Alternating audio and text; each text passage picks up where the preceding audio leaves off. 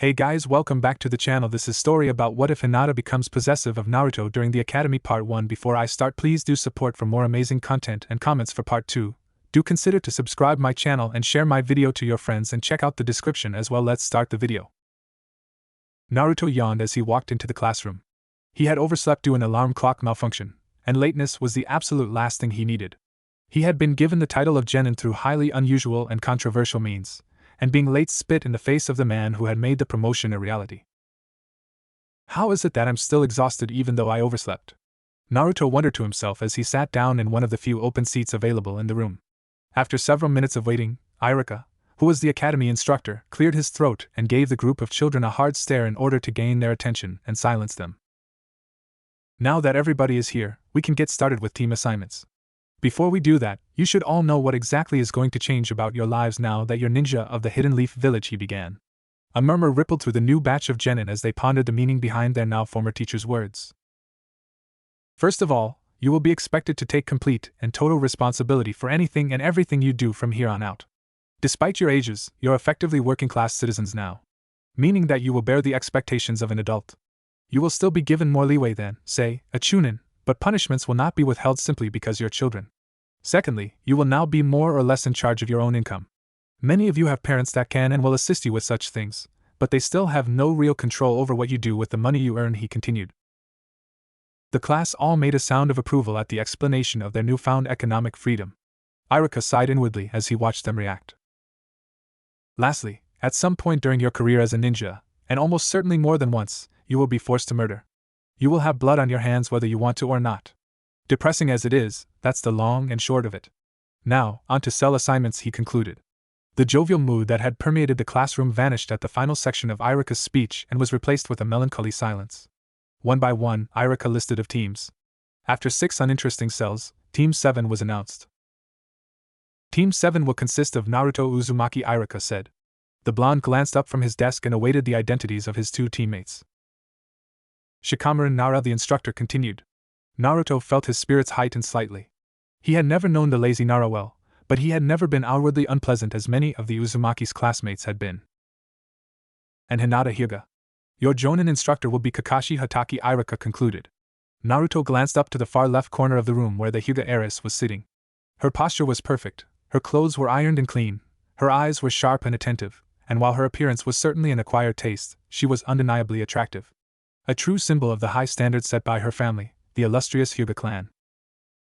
I just had to end up with the other rich kid, didn't I? Naruto grumbled within his mind. Irika went on to announce the remaining cells, with the notable ones being teams 10 and 8, consisted of Choji, Ino, and Kiba, and Sasuke, Shino, and Sakura respectively. At least I don't have to deal with Sasuke. I did miss out on Sakura-chan, though the Uzumaki thought with mixed feelings. After the assignments were complete, the classroom began to empty, leaving nobody but Team 7, who had been ordered to remain in the room by Irika in order to await the arrival of Kakashi. So, what do you think of this whole ninja thing? Naruto asked Shikamaru, who was staring out the window as he always did. The young Nara glanced at the blonde out of the corner of his eyes and sighed. It sounds like a hell of a lot of work. Kind of a drag if you ask me, he replied in standard fashion. The Uzumaki chuckled and looked to Hinata, who was reading a book.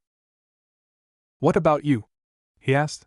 The heiress closed her book and stared down at Naruto, a look of subtle disdain in her pale, assessing eyes. I consider ninjahood to be a great honor. An opportunity to uphold my clan's reputation, if you will. Although, the circumstances and environment in which I will be forced to accomplish that goal aren't exactly ideal, she said, never blinking as she stared at the blonde. Shikamaru made a noise of protest, easily deciphering the meaning of statement. Naruto furrowed his eyebrows and frowned. What's that supposed to mean? He asked. Shikamaru opened his mouth to explain, but stopped when somebody walked into the classroom. Team 7 looked to the door of the room, where a man with silver hair and a covered eye stood. So, I guess you 3 are going to be my team. Nara, Hyuga, and whoever the hell Blondie is. Works for me. Come to the roof. We're going to run through some introductions, he said, vanishing in a puff of smoke once he had finished his final sentence. The genin all stood up from their seats and walked out of the classroom. Naruto studied his teammates as he walked alongside them. Shikamaru slouched as he walked, and yawned almost periodically. He was the polar opposite of Hinata, who stood up straight and took measured, efficient steps. Her movements were clearly rehearsed and well-groomed. Naruto had never spoken a word to Hinata, the brief exchange of words in the classroom having been their first conversation, but he knew one thing for sure despite their limited interactions. He disliked her strongly. Kakashi flipped through the pages of his orange-colored book as he awaited the arrival of his genin. It had been roughly 3 minutes, and they had not made it to the roof. I really need to show them how to use Shunshin sometime, he thought to himself. Then, as if his silent prayers were being answered, the group of genin arrived on the roof, all of them looking quite bored and tired. Kakashi shut his book and set it aside. Now that you're all here, let's get down to what I called you all up here for. Each of us is going to say our name, the things we like, the things we dislike, your goals, that kind of thing, he explained. The group gave a collective nod. The Jonin looked to Shikamaru. Start us off, Nara, he said. The lazy genin sighed and rubbed his eyes as he gathered his thoughts. My name is Shikamaru Nara, and I like shogi, clouds, naps, and not much else. I dislike tests, exercise, and waking up early. My goal is to have an average wife, maybe a 7 out of 10 or so, 2 kids, a passable, but not overly impressive income, and I want to die at the age of 80, he explained tiredly. Kakashi scratched the back of his head and chuckled. Don't be too ambitious, kid. You might disappoint yourself, he said humorously. He then pointed to Naruto. You next, Blondie, he said. The Uzumaki nodded and sat up a bit straighter as he prepared his improvised speech. My name is Naruto Uzumaki, and I like ramen, weekends, and training. I dislike waiting for my food, stuck-up pricks, and just bullies in general. My goal is to be Hokage. That way, you people will have to respect me, whether you want to or not, he explained. Kakashi nodded and smiled behind his mask as he reminisced about an old friend. He then motioned to Hinata, who was patiently awaiting her time to speak. Your turn, Hyuga, he said. The heiress stretched and eyed every person on the roof, seemingly to make sure they were all listening. My name is Hinata Hyuga, and I like things such as gardening, quiet nights, and dango. On occasion. I dislike spicy food, simpletons, and inefficient taijutsu. My goal is to lead my clan as I see fit, she said, glancing at Naruto at the word simpleton. What about you? Naruto asked the Jonin.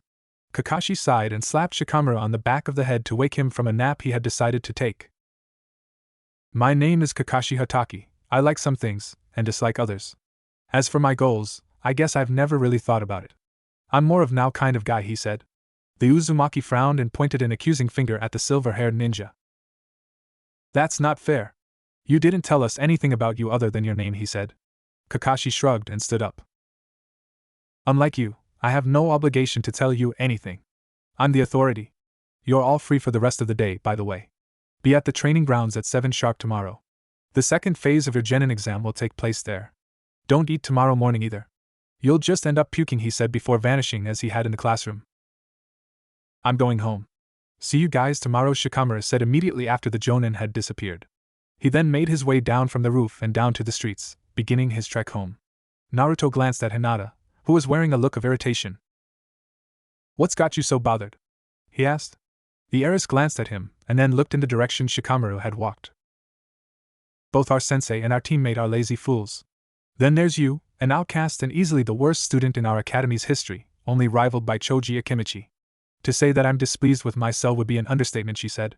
The blonde prickled at her words. Cry me a river, princess.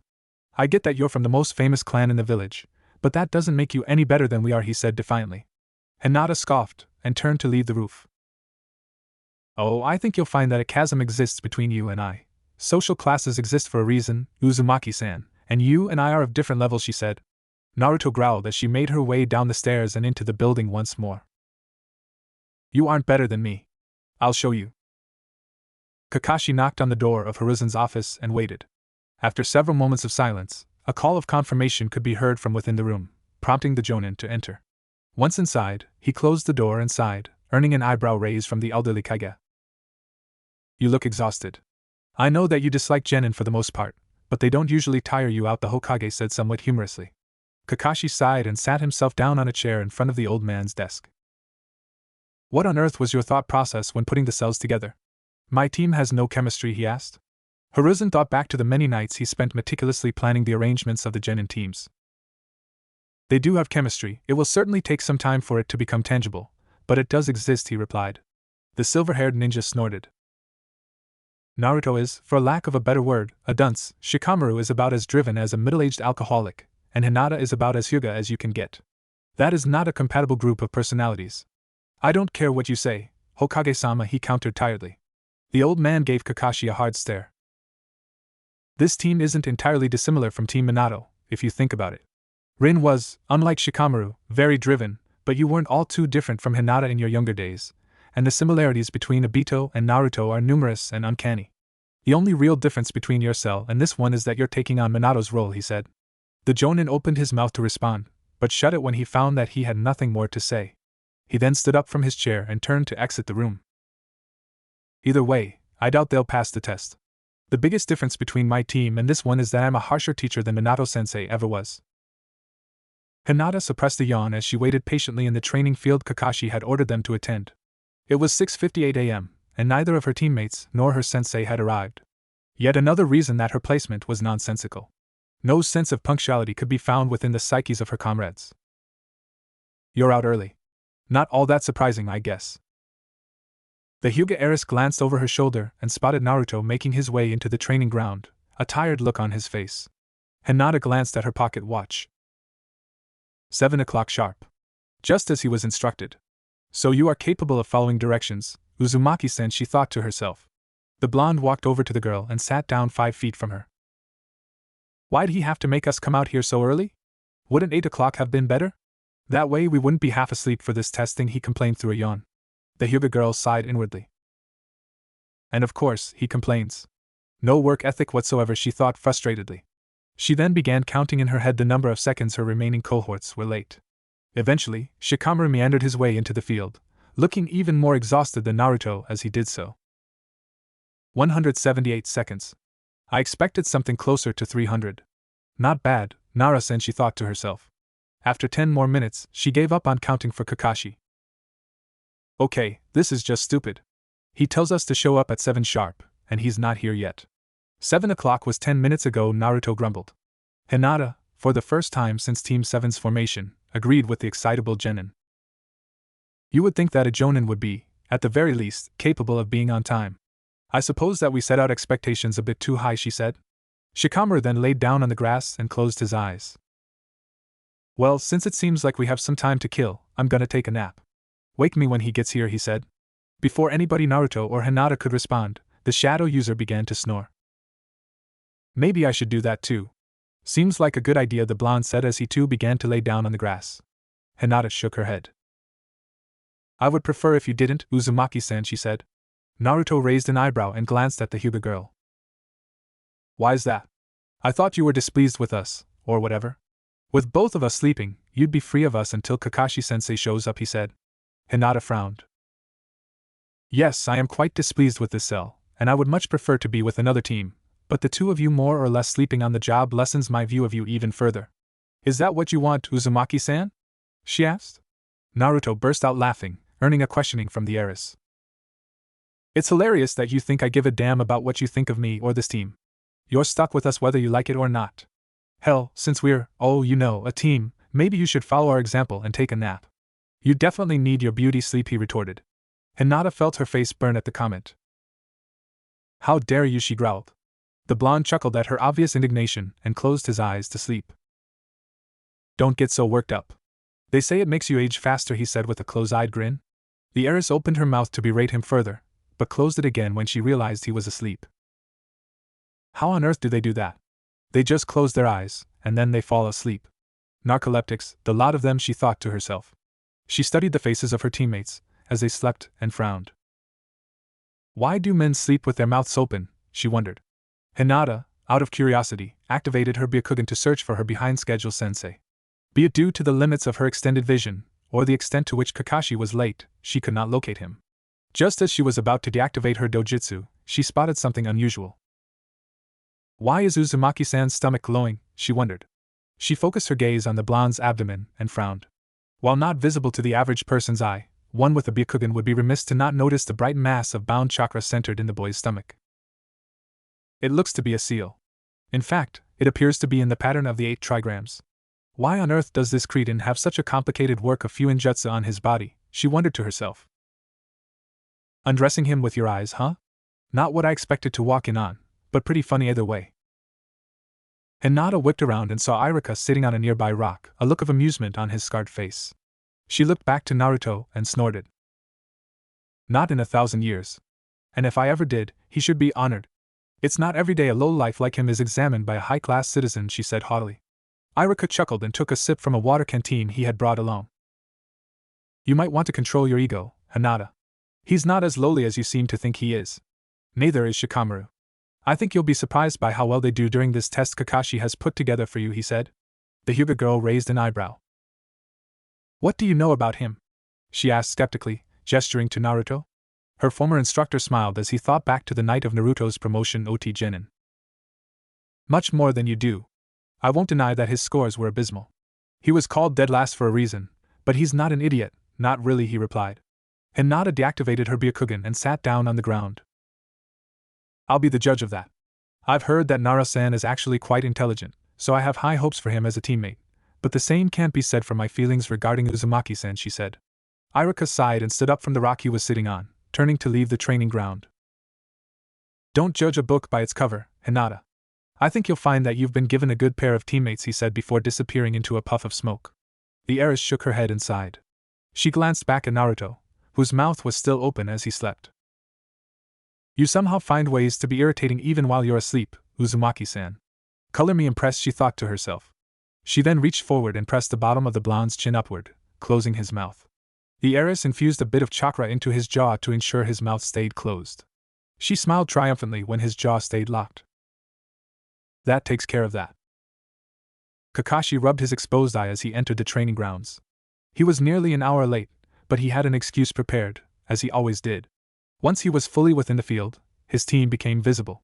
All three were awake, with Naruto rubbing his jaw for whatever reason, and Shikamaru looking as exhausted as he always did. Hinata, as per usual, was waiting attentively. Yo. Sorry for the long wait. I ran into an old buddy of mine who needed help cleaning out his rain gutters, he lied. Based upon the looks on the faces of his genin, none of them believed his story. Now that we're all here, I'll explain your test.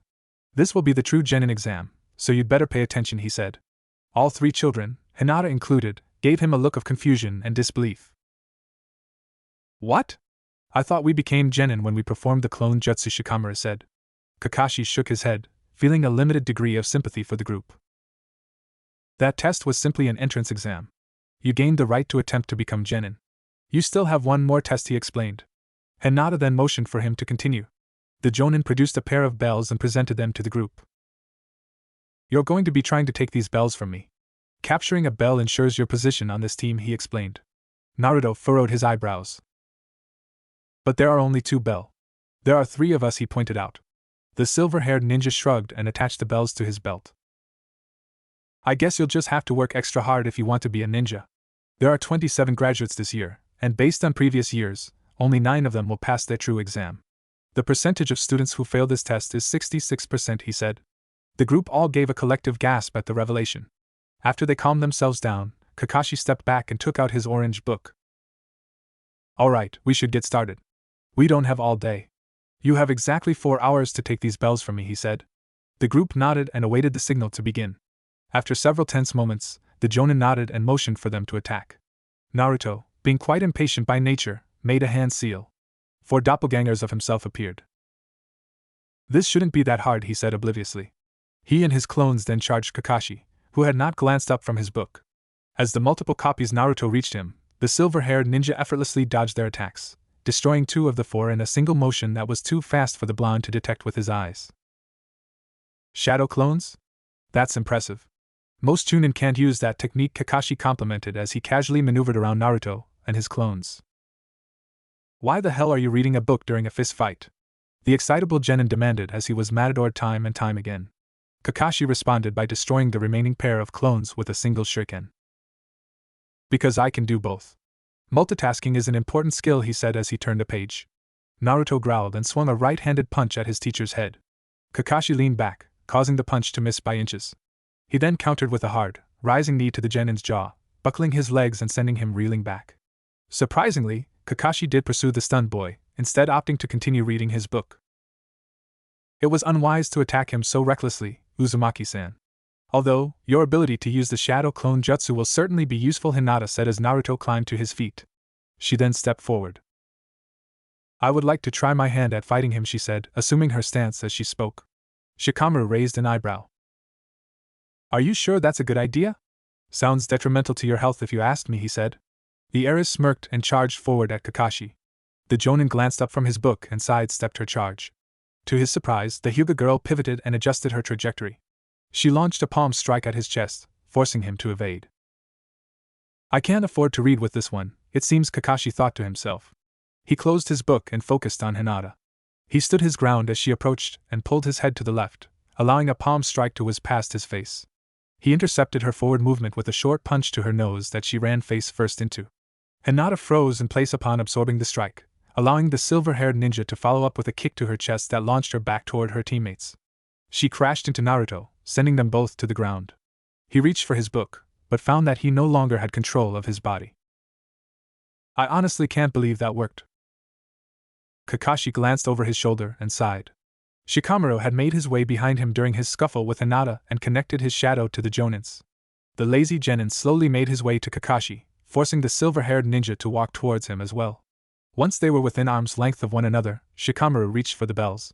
Before he could touch them, however, his arm was seized by Kakashi. That was clever. I'm impressed, Shikamaru. The one thing you failed to consider, though, is that the shadow possession technique can be broken if the difference in strength between the victim and caster is large enough, the Jonin said. He then spun the Nara around by his wrists and threw him at his teammates. Unlike Hinata, Shikamaru was caught by Naruto and set down without slamming into the hard field ground. You almost had him, Shikamaru. If she and I can keep him occupied, we can take those bells, Naruto said as the shadow user dusted himself off. I doubt the same tactic will work twice. This man is clearly adept and well-versed as a combatant. Either way, the fact still stands that there are only 2 bells, meaning that one of us will be sent back to the academy regardless, Hinata said. Shikamaru thought for a moment, studying Kakashi carefully. I don't think the point of this test is to actually capture the bells. It's a bit more complex than that. There are no 3-man cells in this village. All of them are 4-man. There's literally no way for us to take those bells from him. Hinata is pretty clearly the best fighter here, and she got her ass handed to her. He isn't even trying all that hard at her, he said. The group all racked their brains. Teamwork. We have to work in tandem to show that we can function as a single unit on the battlefield, Hinata said. Naruto nodded in agreement. That sounds about right. I think we should still do what we can to try to get the bells, just to prove a point, he said. The team then discussed their plan of attack as Kakashi assessed them. The Jonin smiled to himself as they assumed their stances and turned their attention to him. Looks like I've got a group of sharp ones. This might be a little more fun than I thought it would be. Team 7 all dropped to their backs out of exhaustion. The 4-hour time limit had been reached, and they had never even come close to obtaining a bell, with the closest call being when Naruto had managed to touch one of them with his pinky. He's really strong. How the hell were we supposed to get one of those bells from him? Naruto asked through deep breaths. Hinata sat up and wiped a bead of sweat from her brow. Remember, the point was never to actually acquire one of the bells, but to simply push him. I think we may have accomplished at least that much, she said tiredly. Shikamaru rolled over onto his stomach and groaned. This was way too much work. I just want a nap, he grumbled. Naruto chuckled and struggled to his feet. Preaching to the choir, buddy. I could use a few hours of sleep myself, he said. A puff of smoke then erupted from the ground in front of them. From it emerged Kakashi. Well, you failed to capture even a single bell, which is disappointing, but your showing as a team was impressive nonetheless, he said with an approving nod. The children all felt a spark of hope. And as such, I think I'll take all 3 of you on as my genin team. Your tactics were a bit repetitive at times, but that can be fixed fairly easily. Congratulations, you 3. You're now officially members of Team 7, he said with a thumbs up. The genin collectively heaved a sigh of relief. As a reward for being my first team to pass, you have the rest of the day to yourselves. Have fun, it'll be your last day off for a while, he said before turning and walking away. Naruto stretched and glanced back at his teammates. Want to grab some lunch? I'll pay, he asked. Hinata shook her head and stood up, dusting herself off as she did so. I would rather not. I have something to attend to, she replied. She then walked past the blonde toward the village. The excitable genin looked to Shikamaru. What about you? He asked. The shadow user shrugged and nodded his head. He stood up and motioned for Naruto to lead the way. Yeah, sure. I haven't eaten since yesterday, he said. The boys then took off jogging back toward Konoha. For the first time in several years, Naruto ate lunch with a companion. Naruto sighed as he cleaned out the rain gutters on the roof of the Hokage building. D-rank missions had never sounded appealing, but this was nothing more than janitor's work. Something an already retired, elderly shinobi should be doing, not a group of, in the cases of Shikamaru and Hinata, clan heirs and heiresses. Despite the mundane nature of the missions, they were still a requirement. In order to participate in anything resembling a C or even B-ranked mission, a genin team had to complete 10 D-ranked missions at the bare minimum. What time is it? Naruto asked. Hinata pulled out her pocket watch and scowled at what she saw. Nearly 1 o'clock in the afternoon. We've been here since 7 o'clock. Almost 4 hours of grunt work. This is just pathetic, she grumbled. Shikamaru chuckled as he cleaned out his section of the gutter. At least we're doing this on a dry day. If this had been last week, this would have been an all-day assignment. Look on the bright side for once, you two. All we have to do is work at this and we'll be done in no time, he said. Both Naruto and Hinata snorted. This coming from the person who had an even lower homework completion rate than Uzumaki-san. And that's really saying something, she retorted. The blonde scrunched up his nose. Did you have to insult me too? He asked irritatedly. The Hyuga heiress shrugged and shoveled out another glob of muck from the gutter. I'm simply stating facts. Neither you nor Nara-san were good students in the least. The fact that the two of you became genin is baffling to me. Your passing of the initial exam in particular, Uzumaki-san, is an indictment on the academy, she said bluntly. Naruto raised an eyebrow. Why's that? I think I know your answer, but I'd still like to hear it, he asked curiously. Hinata gestured to Shikamaru, who had completely detached himself from conversation as he sensed the rising tension. Nara-san passing makes logical sense if you look at it from a political perspective. He is the heir to the Nara family, a major clan in the pharmaceutical industry as well as wildlife preservation. Had he not passed, there would have been uproar from his family. The academy is very conflict-averse, so his promotion to genin was an inevitability. You, though, Uzumaki-san, have no such family lineage to speak of. In fact, you have no family to speak of at all, to my knowledge, she began. Shikamaru frowned and looked up from his gutter, suddenly quite invested in the conversation at hand. Furthermore, there is not a single citizen of this village, save for Irika Yumino, that views you in a positive light. Our walk to the Hokage building is proof of that fact. You're an outcast of the highest caliber, she said coldly. Shikamaru scowled and glared at Hinata. This is going too far, Hinata, he warned. Despite the shadow user's words, the Hyuga heiress continued her insensitive speech. If I had to guess, Irika felt sympathy for you, wondering why the village as a whole seems to detest you, and gave you a promotion out of the goodness of his heart. If he had stopped to consider simple logic, he would realize that the vote of the majority outweighs that of the outlier. The result of that metaphorical vote is that you, Naruto Uzumaki, are not worth anybody's time, including mine, she concluded. Shikamaru's mouth hung open in shock at her words. That was completely uncalled for, he said. He took a step forward, but was stopped by Naruto, who put up a hand. It's fine, Shikamaru. She isn't exactly wrong. Let's just keep working. None of us want to be here anyway, so we should pick up the pace, he said quietly. The team worked in silence for the rest of the afternoon, finishing the job at 3 o'clock. They made their way down from the roof once the assignment was complete, and entered the building to collect their pay. The silence remained until they were intercepted by Kakashi, who had been waiting for them in the lobby of the building since the beginning of the gutter cleaning. That took a little longer than I thought it would, but you finished before dark, meaning we probably have time to get in some light sparring, he said. He gestured for the genin to follow him, an order that the children followed. The jonin lead them back to the same training ground at which they had taken the bell test. I'm going to evaluate your current levels of proficiency in taijutsu. You'll each be sparring both of your teammates once. Naruto, you'll be sparring Shikamaru first, he ordered. The boys nodded and assumed their stances. You may begin whenever you like, Kakashi said. Naruto, as expected, lead the dance, charging forward with a flurry of punches and kicks. Shikamaru sighed and moved away from the blonde, allowing himself to only be grazed by 1 or 2 odd strikes. The Nara eventually stood his ground and swung back with a right-handed punch, which connected right between Naruto's eyes. They've definitely got the spirit, but there's a lot of work that needs to be done, Kakashi muttered. He glanced at Hinata, whose face was contorted in displeasure. They're completely amateurish. They fall over their own feet, there's no real weight behind their strikes, and they have no semblance of defense, she said. The silver-haired jonin shrugged. Neither one of them has been given formal training in taijutsu beyond what the academy taught them, and most of what you learn in the academy isn't applicable in the real world, he said. The pair watched the sloppy match for several more minutes before Kakashi commented once more. You have to give it to Naruto, though. He's clearly less coordinated than Shikamaru, but he's completely tireless. He's taking it to him right now, he said as the blonde connected with 3 hard punches to the body and head of the Nara. Hinata nodded in agreement. His stamina is remarkable, and his durability is nonsensical. The number of clean punches he's absorbed without blinking is frankly amazing. Given training, he could be quite good at this, she said. Just as she finished her sentence, Naruto sent Shikamaru to the ground with a hard punch to the left side of his jaw. Kakashi immediately leapt between the boys. That's enough, you two. The winner is Naruto, he said. The blonde helped his teammate to his feet and smiled. You're annoying as hell to fight. You might have loosened one of my teeth, he said. Shikamaru chuckled and made his way over to Kakashi. Hinata, meanwhile, had made her way to Naruto and was awaiting instructions from the Jonin.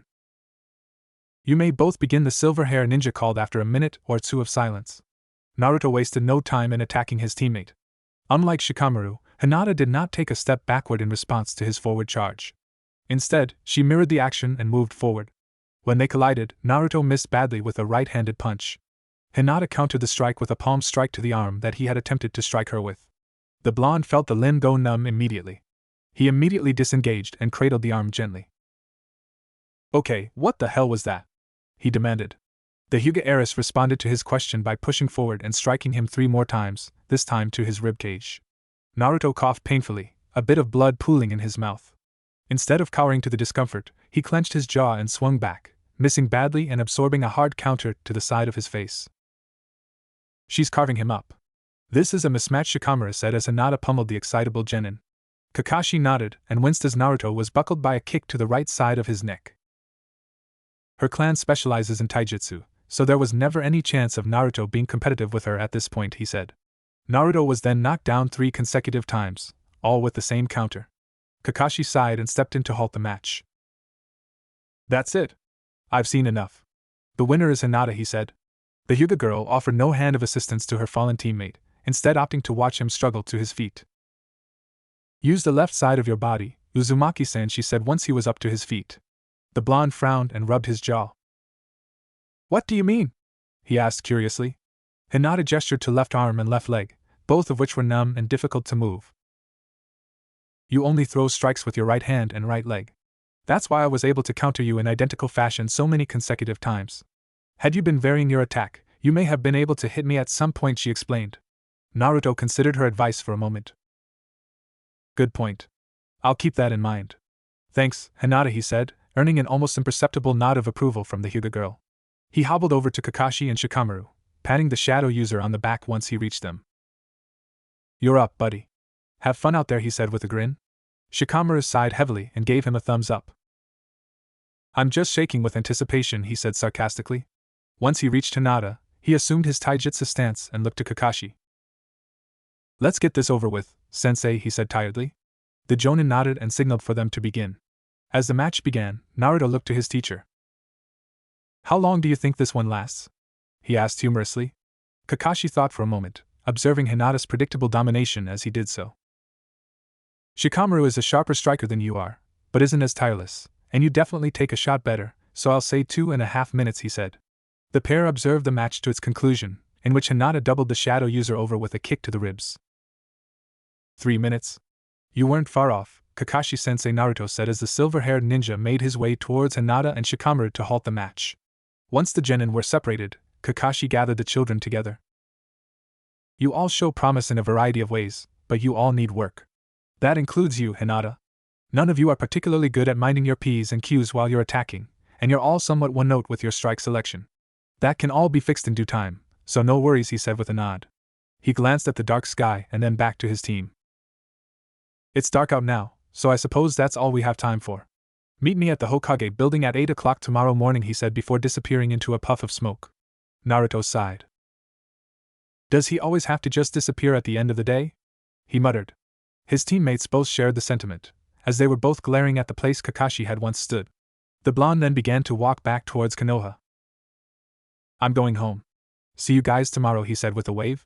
Shikamaru then followed suit, leaving Hinata alone in the field. She fixed her gaze on Naruto as he walked away. I suppose I have the time, she thought to herself. She dusted herself off and took a sip of water from her canteen. She then began to silently follow the blonde. Hinata rubbed her eyes as she trailed Naruto through Konoha. His trek home was apparently a long one, because it had been nearly 15 minutes since he and his undetected companion had left the training grounds, and they had not reached his home yet. The Hyuga girl's reasoning for following him stemmed entirely from curiosity. As she had pointed out during her speech to the blonde on the Hokage building roof, Naruto had no family to speak of, and no other legal guardian, meaning that he almost certainly lived alone. His living situation was likely not particularly good, but the prospect of a child living all by his lonesome still fascinated Hinata. After several more minutes of walking, they reached an apartment building and climbed a flight of stairs. The Hyuga heiress hid herself behind a corner as Naruto arrived at what she assumed to be his home. He turned the door knob and opened the door. Instead of making his way inside, he glanced over his shoulder and sighed. "You can come out now," he called. Hinata felt her stomach drop. From the tone of his voice, he had been aware of her presence the entire time. The Hyuga girl slowly rounded the corner and presented herself to the blonde. "You detected me. Good work, Uzumaki-san. You've surpassed my expectations," she said. Naruto studied her for a moment. "Why are you here? Don't you have a curfew?" he asked. Hinata nodded and glanced at her pocket watch. "I do have a curfew, but my attendance record for family dinners is perfect. One absence won't incur the wrath of my father," she said. The excitable genin nodded and leaned against the wall. "You still haven't told me why you're here. I know you're not some crazed fan of mine, quite the opposite actually, so what do you want?" he asked tiredly. Hinata took several seconds to put together a feasible explanation. "I was curious as to your living situation. Given that you're an orphan, I would assume that you live alone?" she asked. Naruto nodded. "Yeah, I do. Why do you care about my living situation anyway? Are you looking for something else to mock?" he asked bluntly. Hinata flinched at his hard tone. "I don't know. I wanted to understand your home life a bit better, I suppose," she said carefully. The blonde snorted. "Oh, sorry for jumping to conclusions. Want to come inside? Have some tea maybe?" he asked sarcastically. The Hyuga heiress shifted uncomfortably. "No thank you. May I ask why you don't appear to have any neighbors?" she asked. Naruto shrugged, tapped on the wall. "They all left this floor when I moved in a few years back. I didn't do anything, but they just decided to book it. Kind of like you said earlier, actually. People don't see me as a worthwhile person, so they avoid me," he said matter-of-factly. Hinata opened her mouth to ask another question, but shut it again when Naruto raised a hand. "Don't ask me anything else, Hinata. My patience is wearing out. If it satisfies your curiosity, my home life isn't all that interesting, because I don't have one," he said. "Thank you. That's all I wanted to know. Good night, Uzumaki-san," she said, turning to leave as she spoke. Naruto responded by entering his apartment and closing the door. Hinata quickly made her way out of the apartment complex and began jogging home. "He is quite unpleasant when he's tired." Naruto rubbed his eyes as he waited at the entrance of the Hokage building. He was earlier than even Hinata. This was an entirely intentional aberration from his usual tendency of showing up on or before a deadline. It was a subtle form of payback. "Go ahead. Invade in on my terrible personal life anytime you want, Hinata. I'll find ways to piss you off for it," he thought to himself. He yawned and took a sip of water from a bottle he had bought on his way to the building. It had been vastly overpriced, as was the norm for Naruto when dealing with businesses of all shapes and sizes. After several more minutes of monotonous silence, Hinata arrived, as polished and groomed as she always was. "Morning, Hinata. Have a nice night?" the blonde asked politely. The Hyuga girl stopped several feet from him, her eyes narrowed and her posture stagnant. She was clearly not a fan of having been beaten to the Hokage building, especially by Naruto. After a moment of silence, she nodded and walked to the bench, sitting down once she reached it. "Yes, I did. My father was quite understanding of my predicament, so I received no punishment for my tardiness," she replied. The excitable genin raised an eyebrow and glanced at his teammate skeptically. "What do you mean predicament?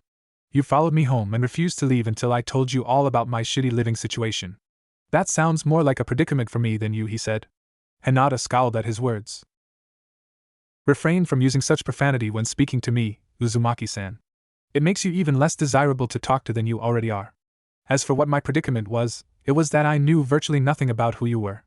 I already knew what I needed to know about Nara-san, but your situation was a mystery to me. I like to be well studied when conversing with people," she explained. Naruto snorted. You still don't know a thing about me, Hinata. Just because you've pieced together that I'm an orphan who lives alone doesn't mean that you know how I think and how I function. All you really did was piss me off, he retorted. The pair lapsed into silence at his words. After several minutes of silence, Hinata spoke. Did you ever have parents? A family? She asked. The blonde sighed and ran his hand through his hair. No. I've been alone from day one. I haven't seen any pictures, read any family scripts, or found any history on them. I wonder sometimes if I even had parents. Who knows? Maybe I'm the world's first artificially created human, he joked. Despite the jovial nature of his words, his voice held an easily detectable undertone of pain. The Hyuga girl felt her stomach wrench at his words. She studied him as he stared off into the early morning sun. I doubt that you're artificial, Uzumaki-san. You're far too uniquely frustrating to have been created by another person. You had a family, you were just unfortunate enough to have lost them before you could form memories of them, she said. Naruto chuckled and turned his gaze to the Hyuga heiress. That's the nicest thing you've ever said to me, even if it was kind of an insult. Thank you, Hinata, he said with a tired smile. Hinata immediately began to feel defensive. It was not meant to be comforting. I was simply stating the extremely low likelihood that you were made in a lab of some kind, she said quickly. The blonde laughed a bit at her reaction, earning a questioning glare from the Hyuga girl. You aren't great with people, are you? He asked. Hinata opened her mouth to retort, but sighed and shut it again. No, I am not. I spend what little free time I have reading rather than socializing. I especially avoid people like you, Uzumaki-san.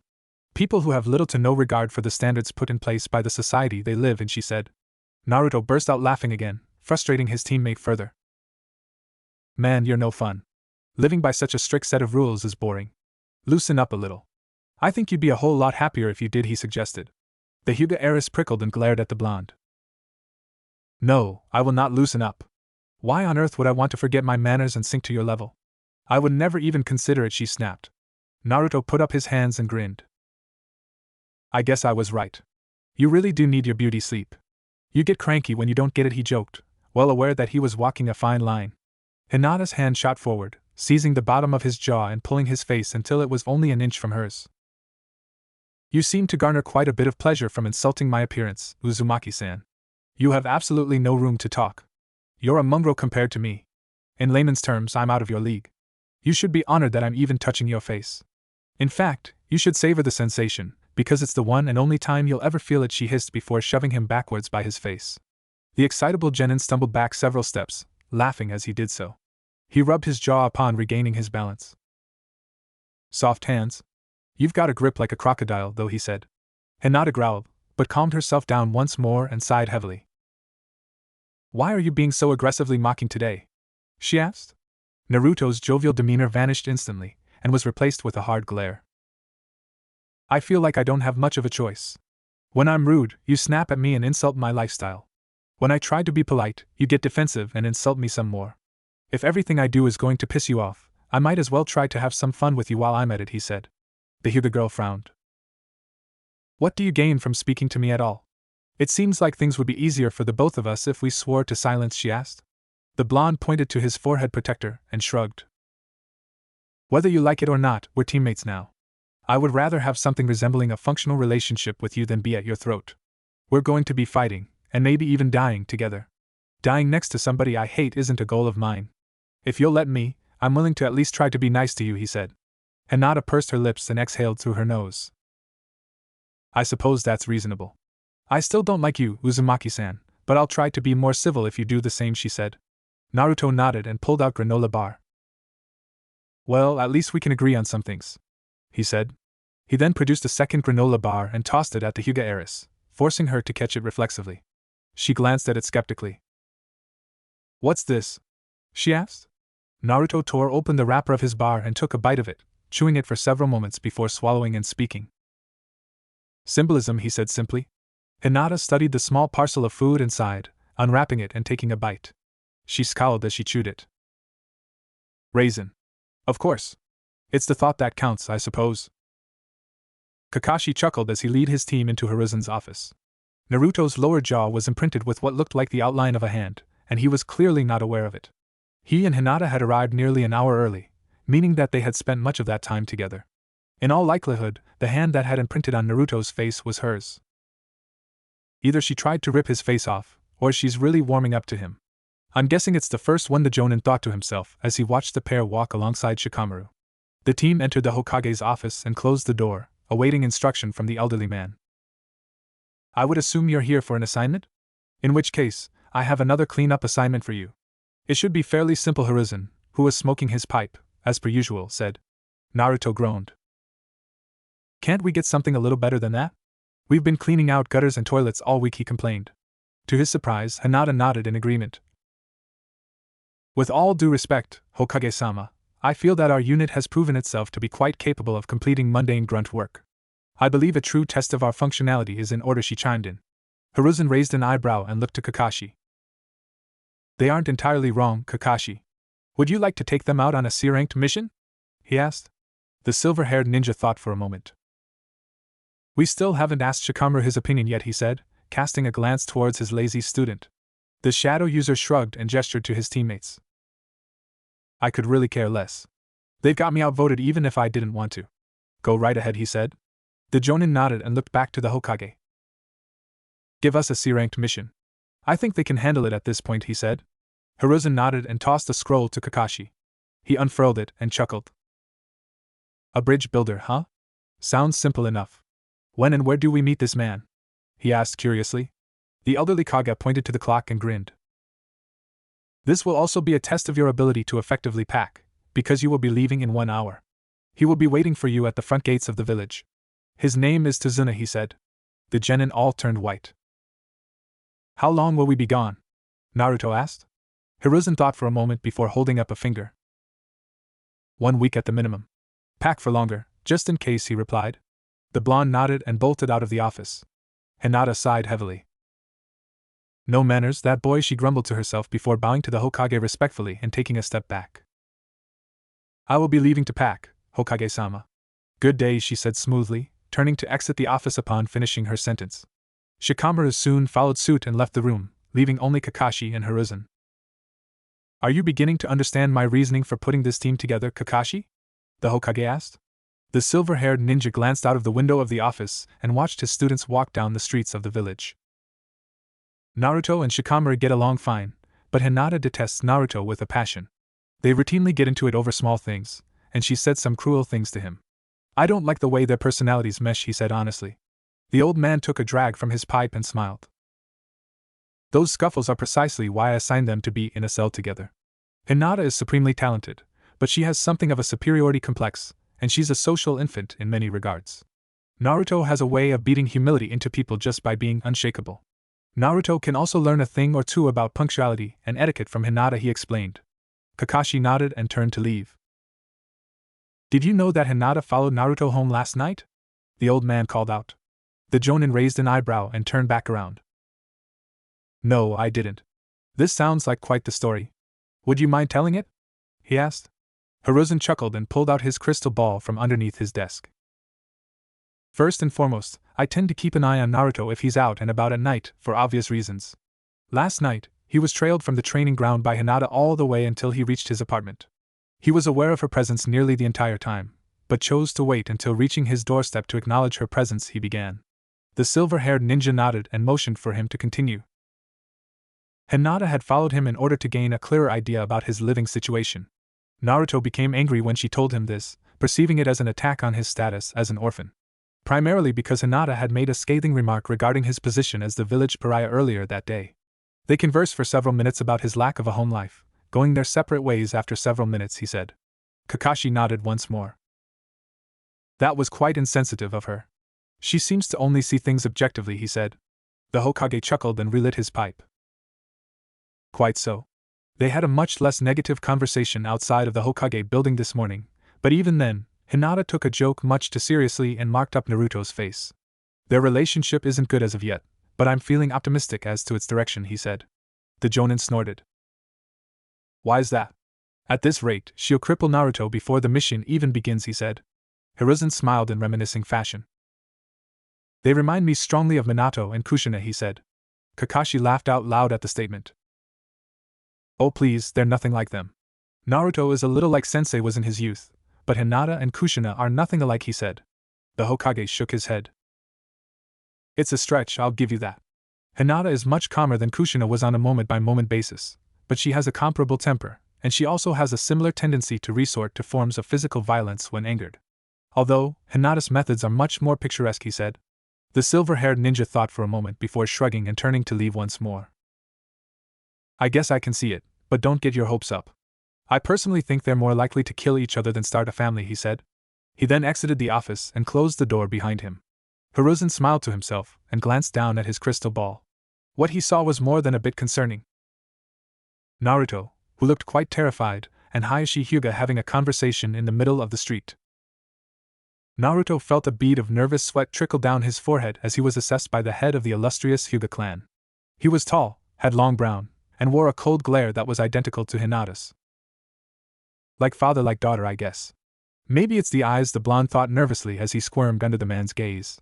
After several more moments of tense silence, Hayashi spoke for the first time. Good morning, Uzumaki-san. I trust that your missions have been successful as of late? He asked. Naruto nodded and sighed. Yeah, they've been pretty simple. Just a whole bunch of D-rank missions. All we've really been doing is cleaning out people's gutters and carrying things. I think grunt work is the term Hinata used, he replied. The clan head chuckled. You do realize that you effectively are grunts as of now, correct? He said. The blonde nodded and kicked a rock that was sitting at his feet. You mentioned my daughter's name. She happens to be what I've sought you out to discuss, Hayashi said matter-of-factly. All of the fear that the genin had been suppressing immediately flared up again. Oh. What did you want to talk about? I mean, she has been saying that she wants to move teams. Is that what this is about? He asked. The clan head shook his head. She will not be switching cells. She must learn to adapt despite her dissatisfaction. Not that she didn't complain, because she most certainly did. Angrily. What I've come here to talk to you about specifically, Uzumaki-san, is my daughter's intrusion on your privacy last night. I would like to apologize on her behalf, he said. Naruto did a double take. An apology was quite literally the last thing he had expected. You don't really need to apologize. She just followed me home. Her reasoning is a little confusing and frustrating, but you didn't have to come all the way out here to apologize, he said carefully. Hayashi pointed at the boy's fist, which was clenched tightly. You've become tense just from speaking about the incident. My daughter is more than a bit insensitive at times, and she has a bad habit of being something of an egomaniac. She does mean well, believe it or not, but she doesn't think about who her words damage when she speaks, he said. The blonde looked to the ground. It's not like I haven't called her on a little. I honestly deserve a lot of the backlash I get from her, he said. The clan head sighed. She has no comprehension of sarcasm in many cases. She's socially inept, to be perfectly honest. Which is why I would like to make a request, he said. Naruto frowned, but nodded and motioned for the man to continue. You certainly aren't a glowing example of etiquette. In fact, your manners are quite appalling from what I've seen, but that is exactly why I was not bothered by your placement on a team with Hinata. I would like you to, how do I put this, chip away at her shell, shall we say. Don't shy away from her because she is aloof and proud. Take any opportunity to interact. Do that, and she may loosen up a bit, Hayashi said. The genin thought for a moment before nodding. I can do that, I guess. Is there anything else you want me to do? He asked. The clan head nodded. Keep her safe. Intimidating as she may be, she has limitations, he said. Naruto chuckled and scratched the back of his head. She's a hell of a lot stronger than me, Hayashi-sama. I don't think she needs or wants my protection, he said. Hayashi chuckled. Stronger, HM? This coming from the boy who pummeled a chunin with a mob of 1,000 shadow clones. I think you'll do just fine, he said. The blonde furrowed his eyebrows. How do you know about all of that? He asked skeptically. The clan head smirked and turned to leave. Nothing happens in this village without my knowing about it. Keep that in mind, Uzumaki-san, he said as he walked away. Naruto watched the man as the distance between them grew larger. What was that supposed to mean? Hinata nodded in approval as Naruto arrived at the gates. He was the last to appear, but he was still on time. Despite his punctuality, he looked quite stressed. Sorry I'm late. I ran into someone, and they stopped me to talk, he explained as he leaned against the side of the gate. The Hyuga girl raised an eyebrow at the explanation. And who was this person? I mean no offense to you, but I highly doubt a random citizen of Konoha would stop to talk to you, she said. The blonde scrambled for an explanation that didn't involve her father. Iruka was out and about. We talked about what I should expect on my first out-of-town mission. Just student-teacher stuff, he explained quickly. Hinata stared at him for several moments, clearly skeptical. Eventually, she nodded and turned her attention back to an old man who was conversing with Kakashi. Who is that? Is that who we're escorting? Naruto asked curiously. Shikamaru, who had been silently sitting on a bench nearby, nodded. Yeah. That's Tazuna. Exactly what you'd expect of an old bridge builder. Cranky and temperamental, he said with a chuckle. The group then set off with Kakashi and Shikamaru in the lead. Naruto and Hinata walked alongside Tazuna on either side of him. They trekked on in silence for roughly an hour before Naruto spoke. So, what's this bridge for? He asked curiously. The bridge builder glanced at him and took a sip from a bottle of alcohol. Trade. The Land of Waves will gain a great amount of financial benefit from having a crossable structure to connect it to the Land of Fire. It's extremely important, he explained. The blonde nodded and kept his eyes on the trail ahead. What kinds of things does your country specialize in? I haven't done much research on the Land of Waves, Hinata asked. Tazuna made a wide motion with his hand. Anything really. We have plenty of resources. Which is why we so desperately need this bridge. We're fairly poor as a whole, so such a trade route would be incredibly useful, he said. The Hyuga girl frowned at this. From the sounds of it, this is a monumentally important bridge. Why would you only request a team of genin for such an important task? She asked suspiciously. The old man tensed at the question, but quickly calmed himself. There won't be anything that you can't handle. Just bandits and such, he assured. Both Naruto and Hinata eyed him skeptically, but chose to let it go. The group traveled for several more miles before Hinata stopped, her Byakugan suddenly active. We have company, she whispered. The blonde looked to Kakashi and Shikamaru, who were both halted as well. There were several moments of silence before Hinata suddenly tripped Naruto to the ground and tackled Tazuna. A blur of metallic movement flew over them as they looked on in shock from the ground. Pay better attention. We can't afford to allow Tazuna-san to be injured, the Hyuga girl snapped at Naruto before assuming her stance. The blonde growled and stood up, taking a defensive posture over the bridge builder. The blur of movement then appeared once more. This time, however, Hinata intercepted it with a swift kick, knocking it out of the air and revealing its identity. It was a man with a chain attached to his left arm, and a mask covering the lower half of his face. Not bad, little girl. You've got sharp eyes. Unfortunately for you, not sharp enough, the ninja said menacingly. It was Naruto's turn to trip Hinata, which he did as quickly as he could. As his teammate fell to the ground, another blur flew over her head, landing next to the chain-wielding man. Naruto pulled Hinata to her feet and returned to Tazuna. How about you pay better attention? I can't have you dying out here. It'll cost me my head if you do, he said. The Hyuga girl dusted herself off, mentally taking note of the remark, which sounded oddly specific. They both stared at their enemies, who were assessing them silently. The one that Hinata had kicked took a step forward, but stopped, seemingly frozen in place. What the hell is this? The enemy shinobi demanded. Naruto glanced to his left and grinned. Shikamaru's shadow was connected to those of both of the chain-bearing ninja. Look, even you have to admit that you deserve this. You just sat there. Of course I was going to lock you down, the shadow user said tiredly. Kakashi then made his way to the genin. Well, this is interesting. These two are known as the Demon Brothers if I'm not mistaken. They're Chunin. These aren't bandits, Tazuna.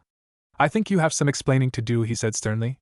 The bridge builder opened his mouth to protest strongly, but shut it again and sighed. Fine. I knew these two were coming.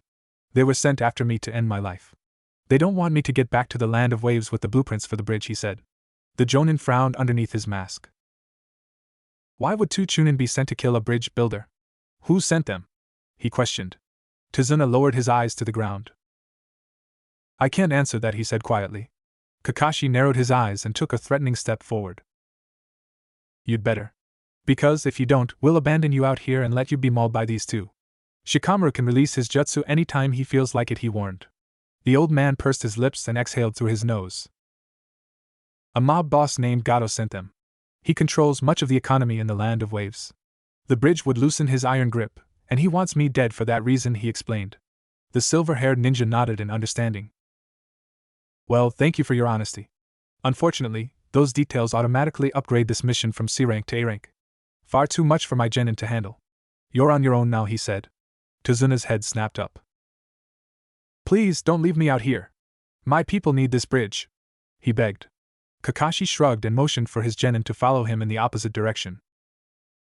That isn't a concern of mine at this point, he replied. To the Jonin's surprise, Naruto, Hinata, and Shikamaru refused to follow him. Hurry up, you three. We don't have all day, he called to them. The blonde shook his head and motioned for his sensei to come back. Look, we've already made it this far, so why don't we just finish the job?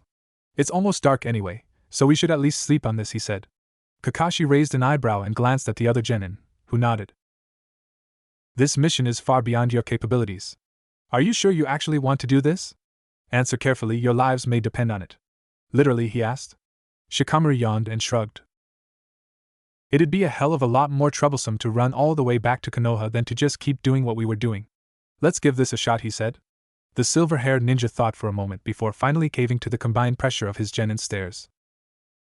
Fine, we can try this. Don't say I didn't warn you, though, he said.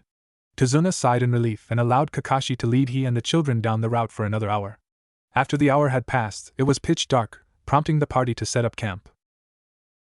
Although it was quite unusual, Team 7 had certainly taken a step up from deranked missions. A much on them was perhaps recommendable. Hinata rubbed her eyes and sat up in her tent. She glanced out of its flap and sighed frustratedly. It was the middle of the night, and it was pitch black. How irritating. I need to be sleeping. We wake at dawn, she thought to herself frustratedly. She laid flat on her back for several more minutes before giving up and exiting her tent. To her surprise, there was a small fire burning roughly 50 feet from the camp, with a single person sitting beside it. The person's identity wasn't clear from her current position, prompting the Hyuga girl to quietly make her way toward the fire. Once she reached it, who was sitting beside it became clear. Uzumaki-san? What are you doing awake at this hour? She asked. Naruto glanced over his shoulder at her and shrugged. I can't sleep. I tried for a few hours, but I gave up after a little while. It's a little chilly, so I made this fire. If the light woke you up, I'm sorry, he said. Hinata nodded and sat down across from him on the other side of the dim fire. Is there any particular reason you're having trouble sleeping? She asked curiously. The excitable genin sighed and leaned his head back. Just thinking about a lot of things. Mostly things to do with this mission. Something Kakashi-sensei said really stuck with me, he said. Hinata raised an eyebrow. And what would that be? She asked. Naruto pulled out a kunai and studied it for a moment before sticking it into the ground beside himself. That this mission could cost us our lives. The idea that I could die within a few days is strange. Strange because it's not entirely unwelcome, I guess, he admitted. The Hyuga heiress frowned.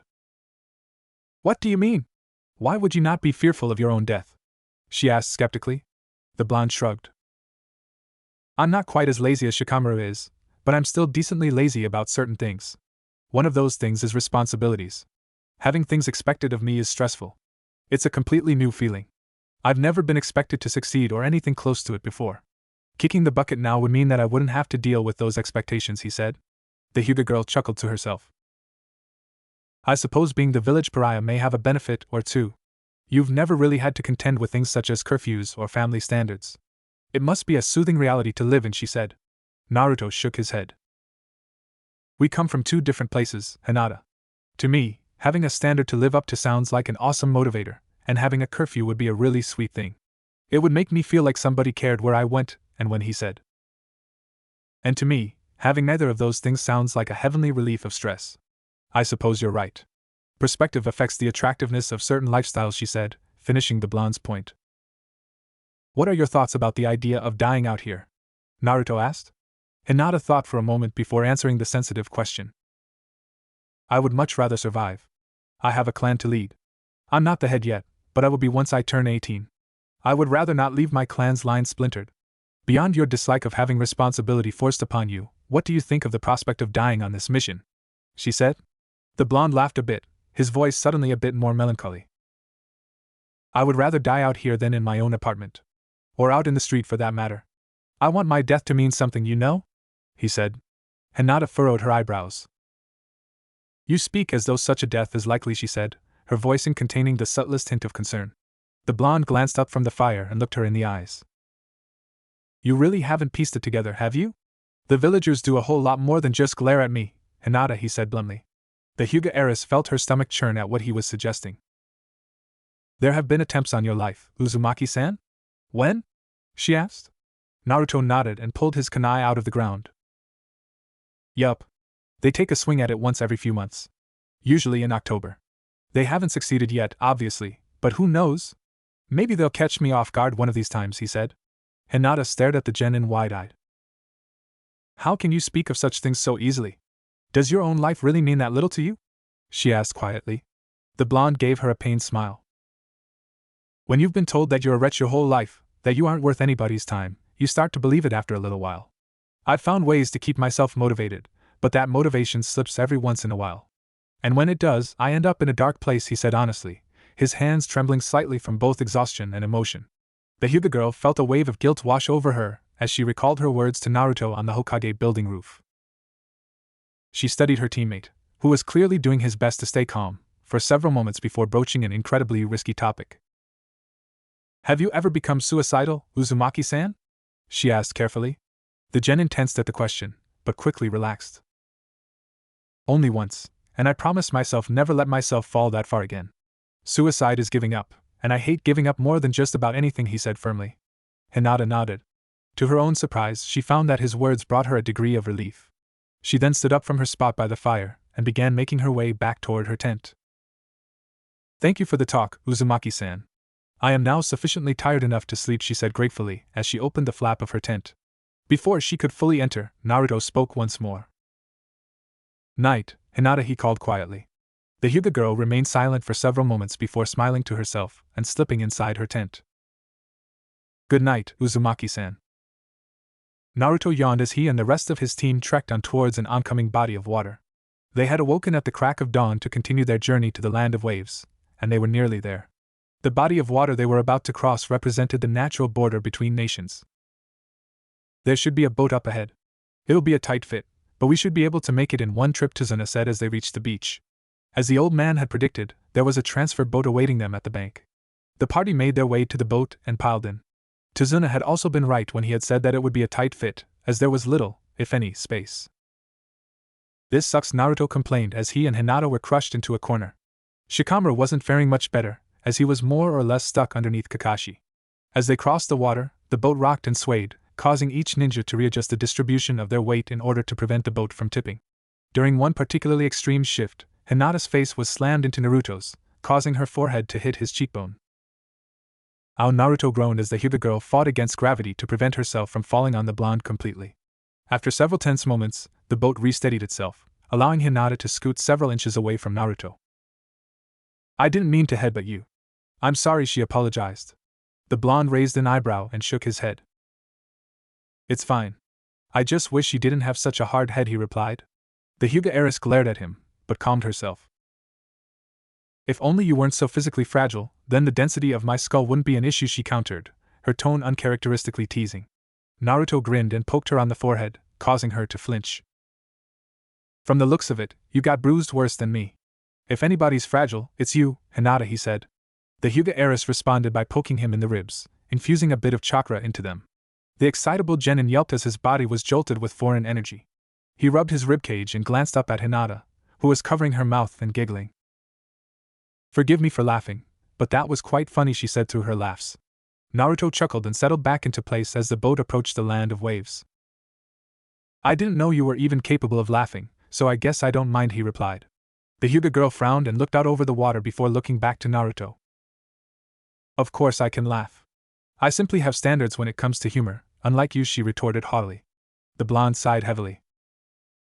Right back to being a bitch. Go figure, he thought to himself as the boat entered a swath of thick mist. Kakashi, who had been watching Naruto and Hinata bicker with great amusement, frowned at the arrival of the fog. This mist isn't natural. Be on guard, he warned his team. The genin all nodded and alerted themselves. The boat soon reached land, prompting Team 7 and Tazuna to tentatively exit. Once they were fully grounded, they began to walk straight ahead. For several moments, there was peace. That peace was shattered when an enormous butcher's knife came flying through the air, barely missing decapitating Shikamaru. We have company. Surround Tazuna and don't move, Kakashi ordered. The genin did as they were told and formed a defensive triangle around the bridge builder. Hinata activated her Byakugan and surveyed the area around them. She gasped and looked to Kakashi. 2 o'clock, Kakashi-sensei, she yelled. The Jonin immediately jumped straight up, barely avoiding bisection by the same large knife that had flown past them moments beforehand.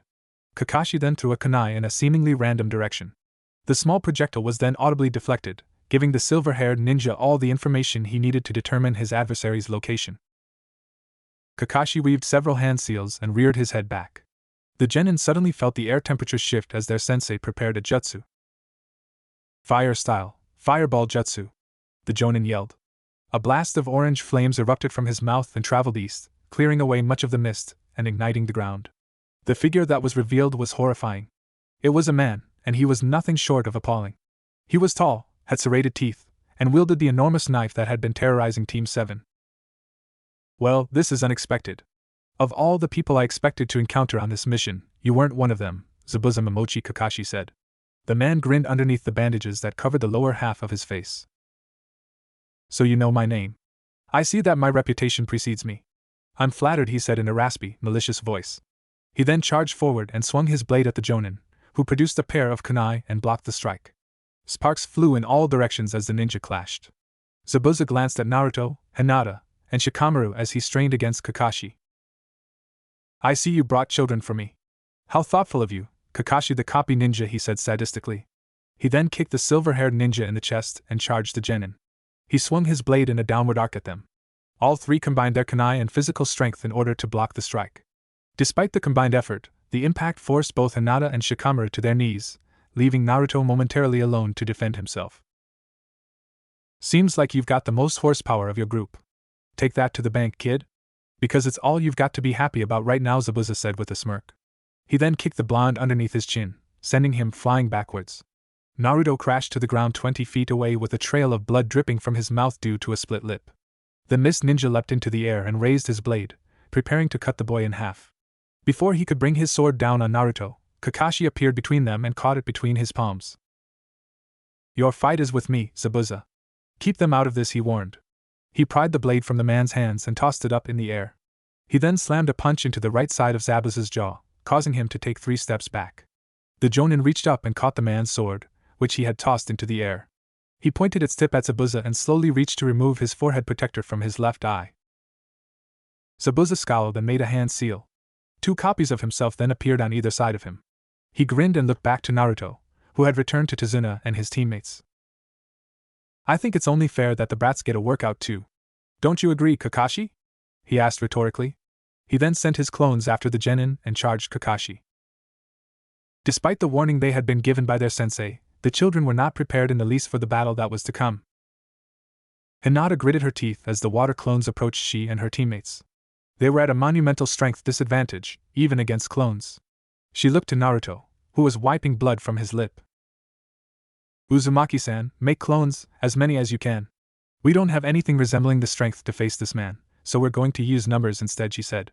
Shikamaru, having heard about Naruto's beating of Mizuki from his father, raised an eyebrow. Are you sure you want him to do that? It might get a little crowded, he asked. Hinata frowned at this. I'm sure we'll have plenty of space, Nara-san. Now, Uzumaki-san, she began. Before she could finish her sentence, the battlefield was absolutely swamped with Naruto clones. There you go.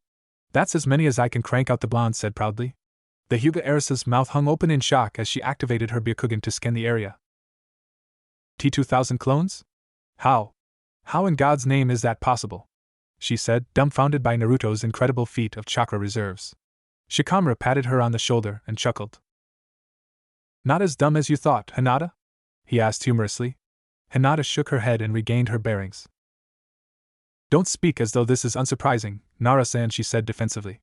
They then turned their attention back to Zabuza's clones, who were tearing through Naruto's mob of doppelgangers. You stay here, Shikamaru. Your shadow jutsu will be a good thing to have when it comes to keeping Tazuna safe. Let Hinata and I do the fig thing, Naruto ordered. The Nara nodded and took a defensive stance in front of the bridge builder. The blonde then looked to Hinata and nodded.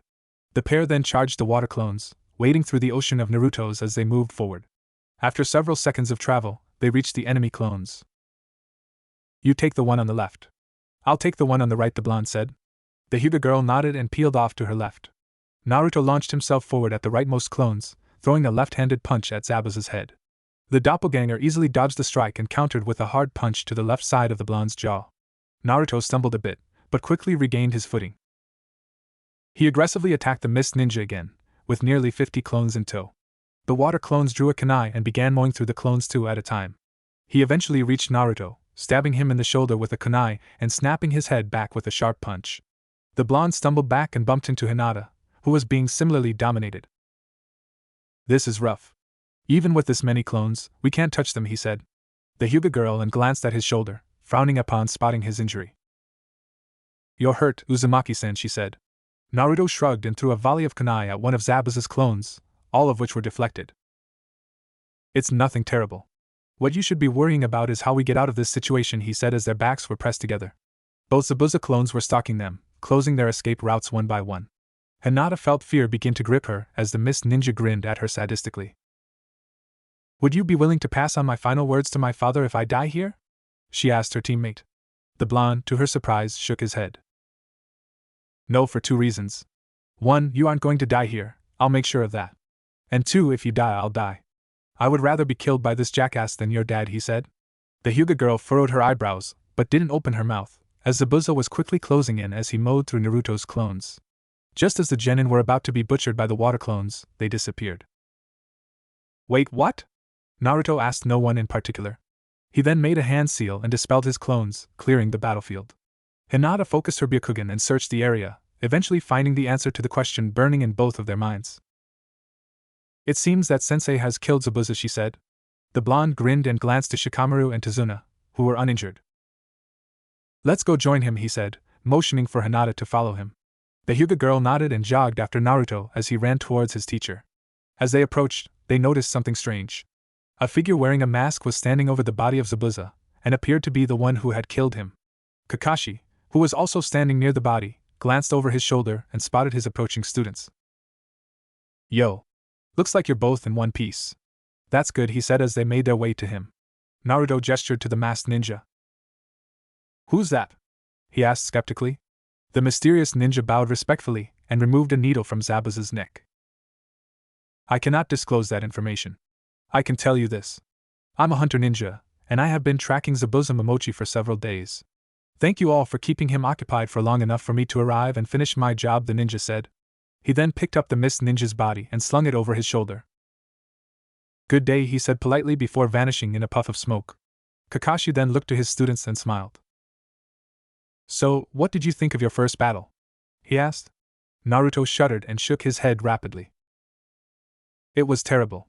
That guy was way too strong for us," he said. The silver-hair ninja chuckled and glanced at Hinata, who was scowling. "What about you, Hinata? How did you feel about your first battle?" he asked. The Hyuga girl gave him a concerned stare. "Zabuza wasn't dead. His chakra system was still functioning," she said. Kakashi's eyes widened at the statement. "Are you absolutely sure?" he asked urgently. Hinata nodded and looked off in the direction she assumed that the masked ninja had gone. "Yes, I am. We need to find a place to regroup. Our conflict with Zabuza Momochi is far from over, I fear," she said. "You can all stay with my family." The group glanced to their left and saw Shikamaru and Tazuna approaching them. Once they reached the site of Zabuza's death, the bridge builder looked to Kakashi for an answer to his offer. "What do you say?" he asked. The Jonin nodded and motioned for the old man to lead the way. "All right. Thank you for your hospitality," he said. Tazuna took the lead and signaled for the group to follow him. Team 7 began to walk after the bridge builder who, thankfully, was walking at a slow pace. The genin had survived their first battle, but they were far from safe. Naruto sighed heavily as a knock came at his door. He sat up in bed and lumbered over to the door, opening it slowly. "Hinata? What are you doing here? Do you need a blanket or something?" he asked. The Hyuga girl ignored his question and stepped into the room Tazuna had lent to Naruto, closing the door behind her. "What did you mean when you said you would rather die to Zabuza than my father?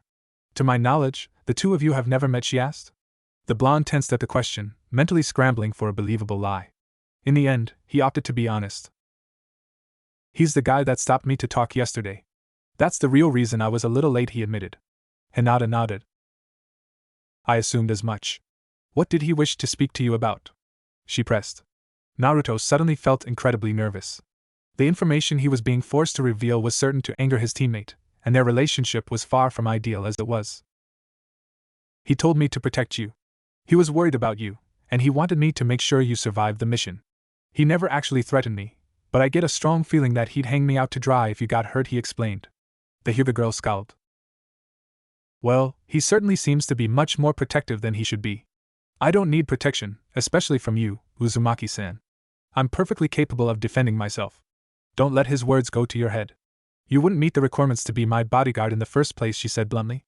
The blonde rubbed his eyes and nodded. I know. I suck, and you're better than me. Got anything else to say? If not, leave me alone and let me sleep, he replied.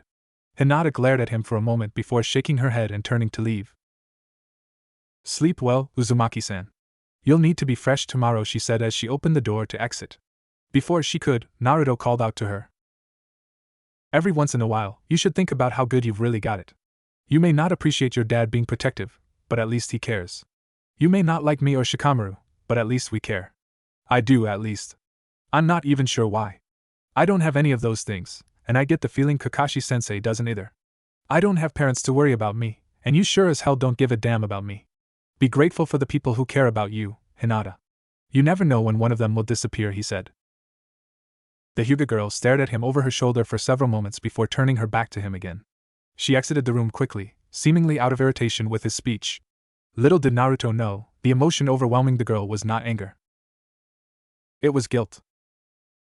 Naruto wiped a bit of sweat from his brow as he stared up at the tree he had been climbing for the last 2 hours. Kakashi had sent Team 7 out into the nearby forest for a special form of training. As it turned out, it was possible to walk on vertical surfaces with the aid of one's chakra. By focusing said chakra into their feet, the genin could walk on nearly any surface, water included. Hinata was already capable of the technique, as she had been taught at a young age by her family. Shikamaru had not been taught, but he had grasped the technique incredibly quickly. Naruto, on the other hand, had not been so fortunate. His massive reserves of chakra made it immensely difficult to focus the correct amount of chakra into his feet. In most cases, he siphoned too much, which resulted in his launching from the tree. Here goes nothing, the blonde thought to himself as he took 2 unsteady steps up the side of the tree. To his surprise, this climbing of the tree went quite smoothly, with the genin reaching the second highest branch. He carefully latched onto the protrusion and made his way onto it. He looked down to the ground and chuckled nervously. He was nearly 70 feet from the forest floor, and a fall would be quite painful.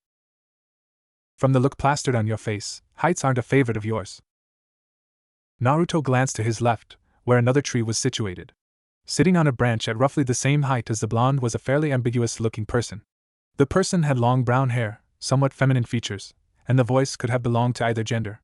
Before he could open his mouth, the stranger chuckled and spoke.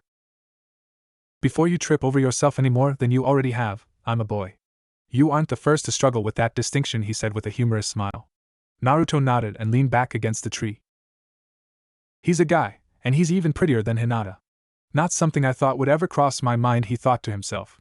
The genin then furrowed his eyebrows and studied the boy. How are you up here exactly? Are you a ninja too? He asked skeptically. The feminine boy shook his head and tapped on the tree. Nope. I'm just extremely good at climbing these. It's a hobby of mine. My name is Haku. By the way, he said. Naruto raised an eyebrow at the explanation, but chose not to press any further. Mine's Naruto. Nice to meet you, he replied. The boys made small talk for several minutes before they were interrupted by Hinata, who had been searching for the blonde. There you are. Despite your general loudness, you're shockingly difficult to track down, the Hyuga girl said after landing on Naruto's branch. What do you need, Hinata? Is Zabuza back? Did Shikamaru finally overachieve? The blonde asked jokingly. At the name of the mist ninja, Haku momentarily tensed, but suppressed the reaction so quickly that neither genin was able to catch a glimpse of it. Hinata shook her head at the questions. No, none of those things have happened.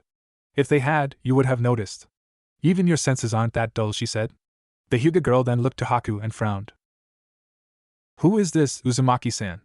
She asked curiously. Naruto grumbled at her first mark, but shrugged at the second. His name is Haku. I met him all of 10 minutes ago, he explained. Hinata did a double take at the masculine pronoun the blonde had used in reference to Haku, a look of obvious confusion on her face. After regaining her momentarily lost composure, the Hyuga heiress began to walk down the side of the tree. Be back home in 15 minutes, Uzumaki-san. Dinner will be served, then she ordered as she descended the stump. After she was assuredly out of earshot, Haku sighed and gave Naruto a sympathetic look. She verbally abuses you, doesn't she? He asked. The blonde shook his head and chuckled to himself. Not really. She just hates my guts. Most of what she says is about how much better than me she is. It's never really all that personal, save for a time or two, he replied. The feminine boy stared off in the direction Hinata had walked. Despite the harshness of her tone, I still get the feeling that she harbors much more complex emotions regarding you. That rocky exterior is nothing but a front, he said. Naruto furrowed his eyebrows. No, I'm pretty sure her feelings regarding me are pretty simple. She hates things that she thinks are below her, and in one sense, I am below her. I did see her laugh once, though, so maybe she has a person buried underneath all of that snark, he said. Haku turned back to the blonde. The reason I say that she likely doesn't actually hate you is that she came to find you for dinner. If she truly detested you, she would have left you here to go hungry. She also seemed to be somewhat relieved by the fact that I wasn't here to threaten or harm you, he explained. Naruto considered his explanation for a moment before nodding. I guess that makes sense. I don't know why you being non-threatening to me would be a relief to her, but I've never been great at reading into that kind of thing, he said. Haku chuckled to himself. Clearly, he thought to himself. The boys talked for another 15 minutes before Naruto stood up to leave. Hinata will probably skewer me with a fork if I'm not at dinner, so I should get going, he said. Haku nodded and waved goodbye as the blonde maneuvered his way down the side of his tree. The boy sighed to himself sadly. Every friend I make becomes nothing more than a name in the obituaries.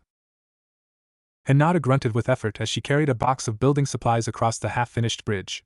Tazuna had brought Team 7 out to the unfinished structure in order to help with its construction. Their role was to move boxes and beams across and around the bridge, which was both tiring and incredibly mundane. How are you holding up, Hinata? The Hyuga heiress glanced to her right and spotted Kakashi carrying a metal beam. He appeared to have not even broken a sweat despite the rigorous exercise. Hinata shrugged as best she could while she set down her box in its designated destination.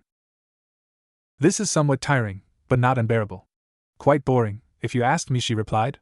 The Jonin nodded and returned to his work. The Hyuga girl looked to the northern side of the bridge, where Naruto and Shikamaru were slaving away. Even Uzumaki-san is beginning to fatigue. This is just horrible. I would rather be forced to climb every tree in the forest than do grunt work, she thought to herself glumly. The genin continued to grind away for another 30 minutes. Nothing of note happened. No accidents, no drama, no great successes. Once those 30 minutes had passed, however, something interesting did happen. A heavy mist rolled over the bridge without warning, prompting Hinata to activate her Byakugan. The same tactic again. How peculiar, she thought as she looked to her team, who all nodded and began evacuating the various workers. After the builders had been cleared, save for Tazuna, who had demanded to stay behind, the genin all scampered to Kakashi to await directions. We're going to use more or less the same arrangement. I want the three of you to guard Tazuna. I'll handle Zabuza, the Jonin ordered. The children nodded and formed their defensive triangle around the bridge builder. Then they waited. For close to 5 minutes, there was silence. Eventually, a dark chuckle could be heard from within the mist. As it drew closer, the footsteps of not one, but 2 people could be heard. It sounds like he brought help. This could be trouble, the silver-haired ninja muttered under his breath. The 2 figures came into view moments later. One of them was clearly Zabuza, but the second figure was more than a bit shocking. That's the same hunter ninja from before. Just as I thought, Hinata said. The mist ninja and the hunter stopped, advancing roughly 20 feet from Team 7. Greetings, Kakashi. It's been a few days. I see you brought your brats again, Zabuza said with a dark grin. The Jonin drew a kunai, took a step forward. And this time, you won't be making any clones to bother them with. I'll make sure of that, he said threateningly. The mist ninja looked to the hunter and gestured to the genin. You deal with the children. They shouldn't require much effort to kill, he ordered. The hunter nodded and waved a hand in front of his face. Suddenly, he was wielding 3 needles made of ice.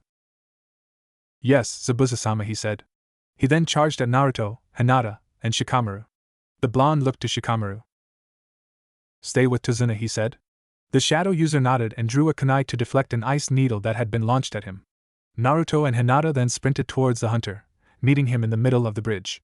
The blonde threw a right-handed punch towards his opponent's head, a strike that the hunter easily leaned away from and countered with a stepping knee to Naruto's chest. He's fast as hell, the excitable genin thought as he stepped back to catch the wind that had been knocked out of him. He was then passed by Hinata, who engaged the hunter aggressively. She launched a combination of palm strikes to the ninja's body and head, landing 2 of them.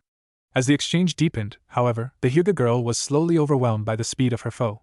She was eventually knocked backwards by a hard punch to the center of her forehead. She was caught and steadied by Naruto before she could fall to her rear end. The pair both studied the enemy before them. After several seconds, Hinata looked to the blonde.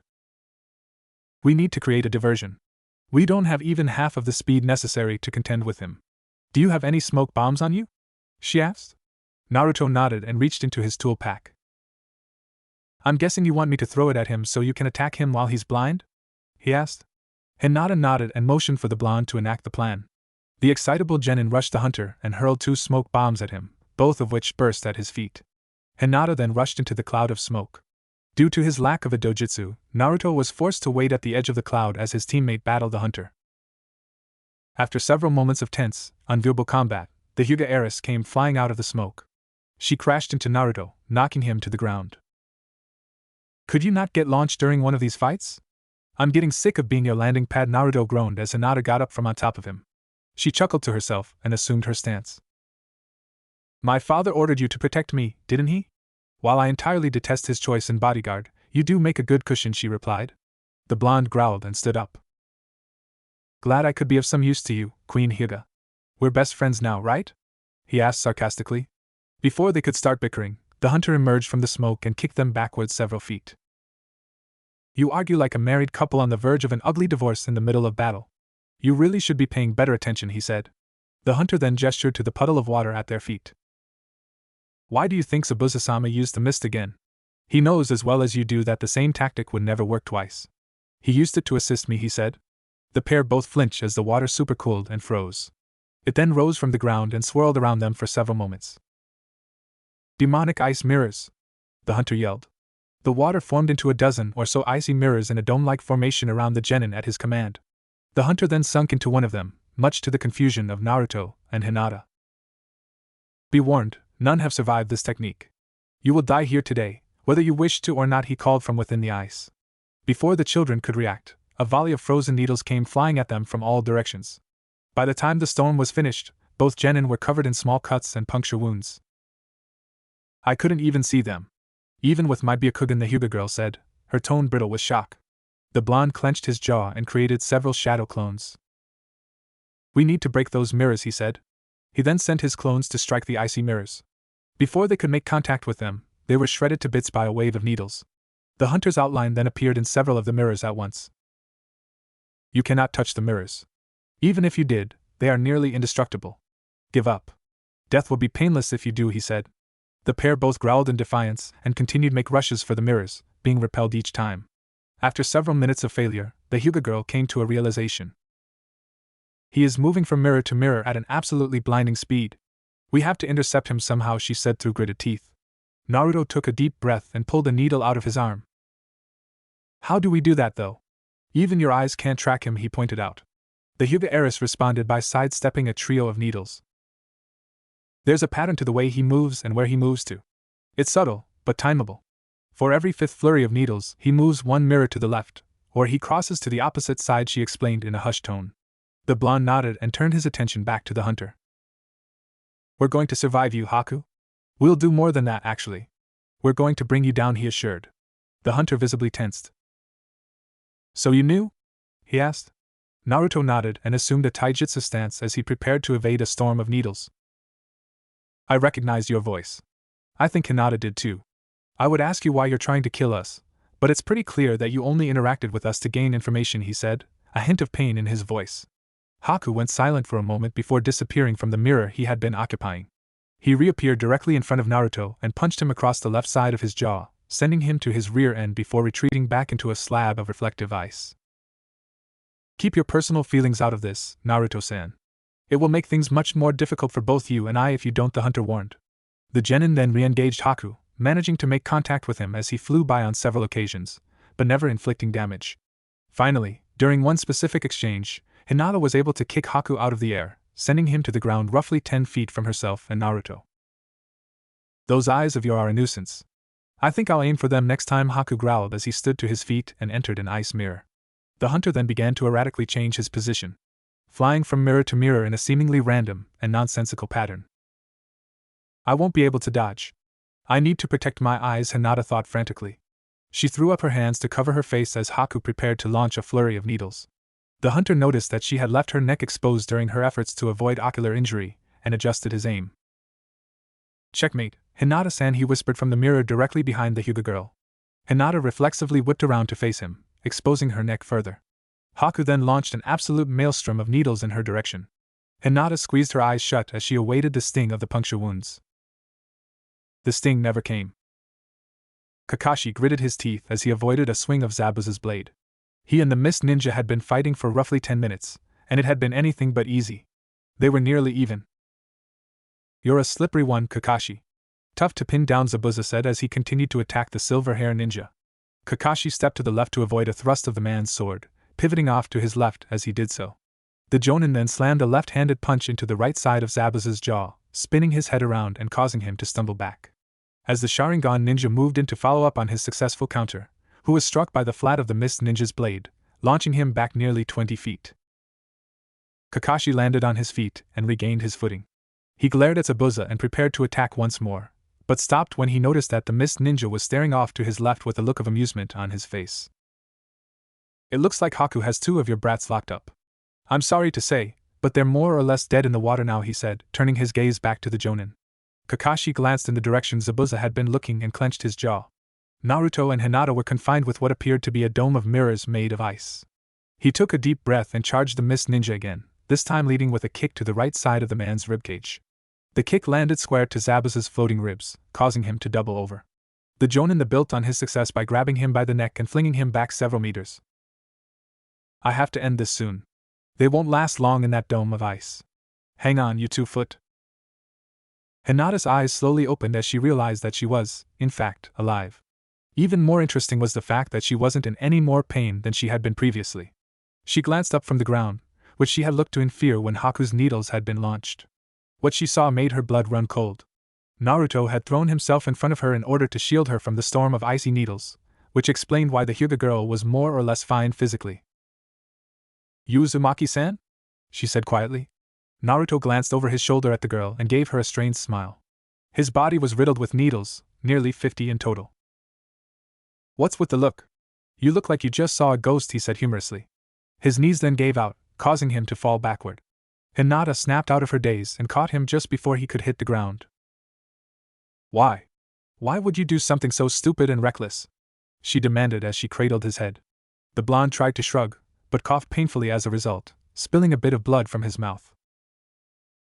"I've still got a promise to keep. I told your father I'd keep you safe.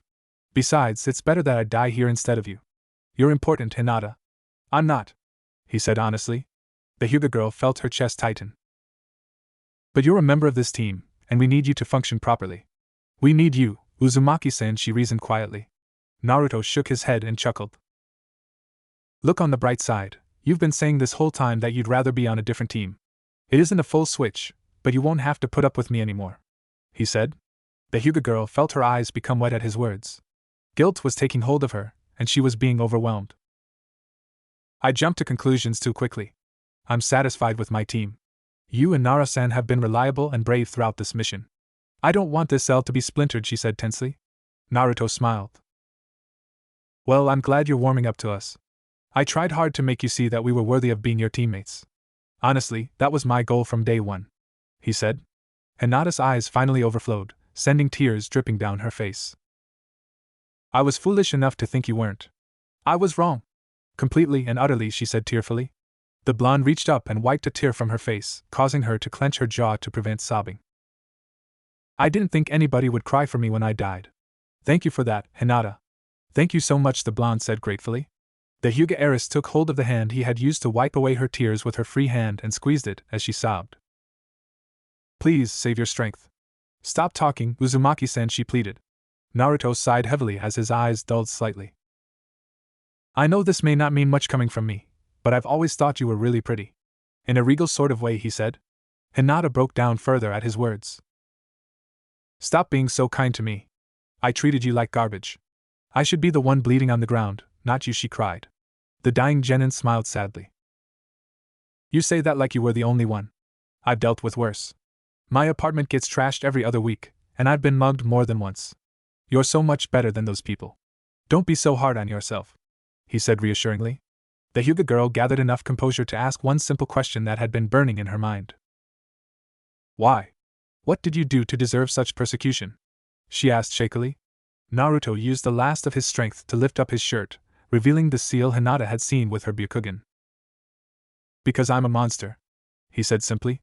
The light then left his eyes completely, prompting his body to go limp in Hinata's arms. The Hyuga heiress shook him gently in a desperate, feeble attempt to wake him. Uzumaki-san? Stay with me, please. Tell me what you meant by what you just said, she begged quietly. When he didn't respond, she shook him harder. Wake up, Uzumaki-san. Please don't go to sleep. Damn it, answer me when I'm talking to you, she sobbed. Instead of shaking him again, she hugged his body tightly and buried her face in the crook of his neck. Who do you think you are? Just as I was starting to care about you, you die and leave me alone again. Why? Don't my feelings mean anything to you? She demanded through sobs. She then pulled her head from his neck and gazed at his tranquil, lifeless face. Hinata then planted a soft kiss on his forehead and pulled his head into her chest. Naruto, she whimpered, her tear ducts exhausted and her throat raw from the weeping. She gently laid his body down and silently paid her respects before turning to face the mirrors, where Haku had watched the scene from. Come out, Haku-san. Your fight is with me now. Shikamaru felt his blood run cold as Hinata stood up from Naruto's body. He was dead. There was no doubt about it now. He had given up his life to save hers. A valiant, noble effort. One that deserved to be remembered. Wow. I really didn't expect her to cry over him. Not like that, at least Tazuna, who was standing behind the shadow user, said. Shikamaru clenched his jaw and lowered his eyes to the ground as he paid his respects to his slain comrade. She always treated him like garbage. She never beat him up or anything like that, but she said some cutting things to him. I think she always felt guilty after saying them, though. It was pretty clear that she was starting to warm up to him a little during this mission. I can't imagine the guilt. Somebody you've used as a doormat for the entire time you've known them throwing themselves right into their own death for your sake. How is a person supposed to react to that? He said quietly. The bridge builder tapped him on the shoulder, prompting him to look up at the dome of ice. Hinata was back on her feet, and she was fighting. She was dodging many more of the needles than she had been able to previously, and she had connected on the airborne hunter several times. Despite the increased success, the pace at which she was being forced to attack and defend was unsustainable. Go help her. I'll be fine on my own, Tazuna said. The Nara opened his mouth to protest, but shut it again and handed the old man a kunai. He then sprinted off towards the frozen mirrors. Once he reached the edge of the structure, he stopped. There would be no point in entering the fray. He was much slower than Hinata, who was clearly the more sluggish of the combatants within the mirrors. What the hell am I supposed to do? I'm useless against that kind of speed. Hinata's eyes are what's keeping her alive, and I don't have a dojutsu. I'll be torn to ribbons if I go inside, he thought frantically. Just as panic began to settle in, Shikamaru noticed something. Every time Haku flew across the space within the dome, his shadow became visible for a split second. It was barely detectable, but it was definitely there. I can work with that, the shadow user thought to himself. He then made the hand seal for his shadow possession jutsu. His timing would need to be perfect. He would likely only 1 or 2 chances before the hunter caught on to his tactic. Shikamaru focused his vision and waited for Haku to come flying out of his mirrors. Once he did, the lazy genin launched his shadow into the dome of mirrors, missing the hunter's shadow by inches. Shikamaru growled in frustration. I need to send it out a few seconds early, or I'll miss by those same inches again, he thought to himself. As he waited for Haku's shadow to appear once more, Hinata glanced over her shoulder and spotted him. The shadow user put a finger to his lips. The Hyuga girl nodded and returned her attention to the hunter. After another moment, Shikamaru sent out his shadow.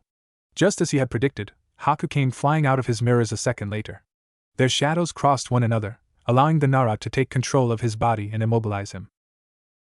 The hunter crashed to the ground, paralyzed by the lazy genin's jutsu. Hinata immediately rushed forward and struck Haku with a flurry of palm strikes. The hunter was launched backwards into one of his mirrors. Despite the impact, the frozen slab did not crack or move. Haku growled and forced his way to his feet, resisting and overpowering Shikamaru's shadow possession all the while. I can't hold him, Hinata! Hit him again! The Nara yelled. The Hyuga heiress charged forward to continue her assault, but was forced back by a flurry of needles thrown her way by the hunter. Haku then broke free of Shikamaru's control entirely, sinking back into his mirrors once more. An absolute maelstrom of needles then came flying at Hinata from all directions, seemingly sealing her fate. Before the icy spears could make contact, they all melted away. How? Hinata stuttered as the needles melted into a large puddle of water at her feet. A powerful, burning wind then came rushing into her back, causing her to stumble forward. She glanced over her shoulder and gasped. The superheated wind was coming from Naruto, who was rising to his feet slowly. The Hyuga girl covered her mouth with her left hand as the previously lifeless genin stood up straight. The needles protruding from his body had melted away, leaving a multitude of small holes on his jacket. His eyes were glowing a blood-red color, and his pupils were slits. He slowly made his way past Hinata, stopping once he was between she and Haku. He glanced down at the terrified heiress, who had fallen to her rear end out of shock, and stared at her for several moments before returning his attention to the hunter. "You're going to die here, Haku." Kakashi flinched as a wave of extreme heat came rushing through the battlefield. It had come from the dome of frozen mirrors. He glanced to his left to better identify the cause of the whirlwind. What he saw was disturbing, to say the least. Naruto was back on his feet, and he appeared to be glowing with a red substance that resembled chakra. His seal broke. Not good, the Jonin thought to himself nervously. He then looked to Zabuza, who was also confounded by the shocking turn of events. "Your partner is going to die. He's awakened something he has no way to deal with," he said. The mist ninja scowled and charged forward, slamming his blade into Kakashi's pair of kunai. Sparks flew in all directions as the shinobi strained against one another. "Even if you're right, that brat still can't stand up to me. Once I've killed you, he's next," he replied darkly. The pair separated and leapt backwards, both taking a deep breath. Zabuza then began to weave hand seals, which Kakashi mimicked perfectly. "Water style, water dragon jutsu!" they yelled simultaneously. The water that had previously been mist pooled around the shinobi and formed itself into a pair of dragons. The elemental beasts then slammed into one another, sending a shower of freezing cold water in all directions. Kakashi used the spray of moisture as an entrance into close range, rushing across the bridge and slamming a punch into the left side of Zabuza's jaw, sending him staggering backwards. Capitalizing on the moment of weakness from his opponent, the silver-haired ninja weaved another series of hand seals and reared his head back. "Fire style, fireball jutsu!" he yelled, launching a large sphere of searing flames into the mist ninja. The blast burst into a swath of flames on contact, the fire causing much of the moisture on the bridge to evaporate, creating a cloud of steam. Once the obstructions cleared away, Zabuza became visible once more. He had blocked the jutsu with his arms, which were now badly burned. "Fire style? Not the smartest move against a water stylist. That hurt like hell, I'll give you that, but you're going to need a whole lot more than that to kill me," Zabuza said. Kakashi gritted his teeth and glanced back over to the ice dome. "You'd better not lose it, Naruto. I don't think I'll have enough left in the tank to fight you after this fight is over." Hinata struggled to control her heart rate as Naruto stared down Haku. The tension in the air was palpable, but even more jarring than the sheer pressure being exerted by the blonde was the strangeness of the situation itself.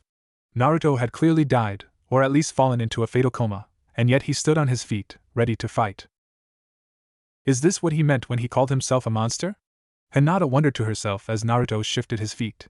After another moment of unbearable silence, the resurrected genin vanished from sight.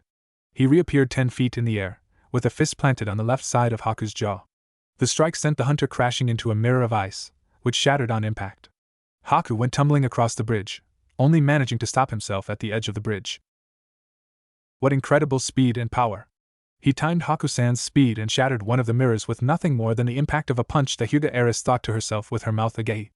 Naruto then roared viciously and sprinted after the hunter. The Hyuga heiress struggled to her feet and attempted to steady her shaking hands to no avail. What on earth is going on? 5 minutes ago, he couldn't even touch him, and now he's battering him pillar to post.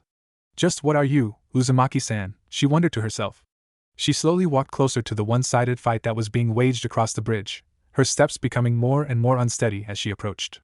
After a moment or two of shaky walking, she stopped and took several deep breaths. She had halted roughly 20 feet from the site of the battle. She now had a clear view of the fight and all that was happening within it. It was clear that Haku had nothing for Naruto. A simple glance at the look on his face, which was now exposed due to his mask having been knocked off, could have told even the most foolish man as much. Hinata flinched as the blonde floored the hunter with a brutal, right-handed punch to the left side of his jaw, knocking one of his teeth loose. He isn't getting up from that. This fight is over, Hinata thought to herself as Naruto stood over his fallen foe. The enraged seized Haku by the front of his shirt and lifted him from the ground. He bared his teeth and reared back his free left hand. It was at that moment that Hinata realized that Naruto had a set of serrated fangs and claws. The Hyuga girl turned her gaze away from the scene, preferring not to witness what appeared to be an inevitable decapitation. To her surprise, no tearing sound came.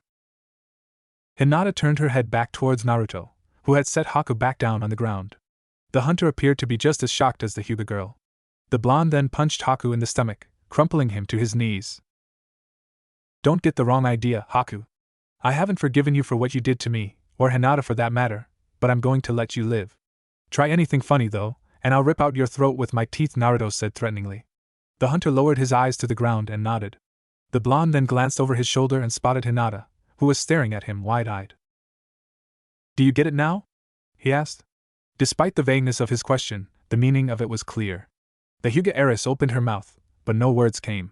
After several more failed attempts to speak, Hinata finally forced words out of her mouth. No, I don't. I don't understand what I'm looking at. What is this? What kind of awful transformation is this? Where did Naruto Uzumaki go? The boy I knew was not this violent. The boy who died for my sake is gone. Who are you? She demanded. Naruto looked at his clawed hands and sighed, causing the red chakra to fade away. His nails returned to a normal length, and his fangs retracted.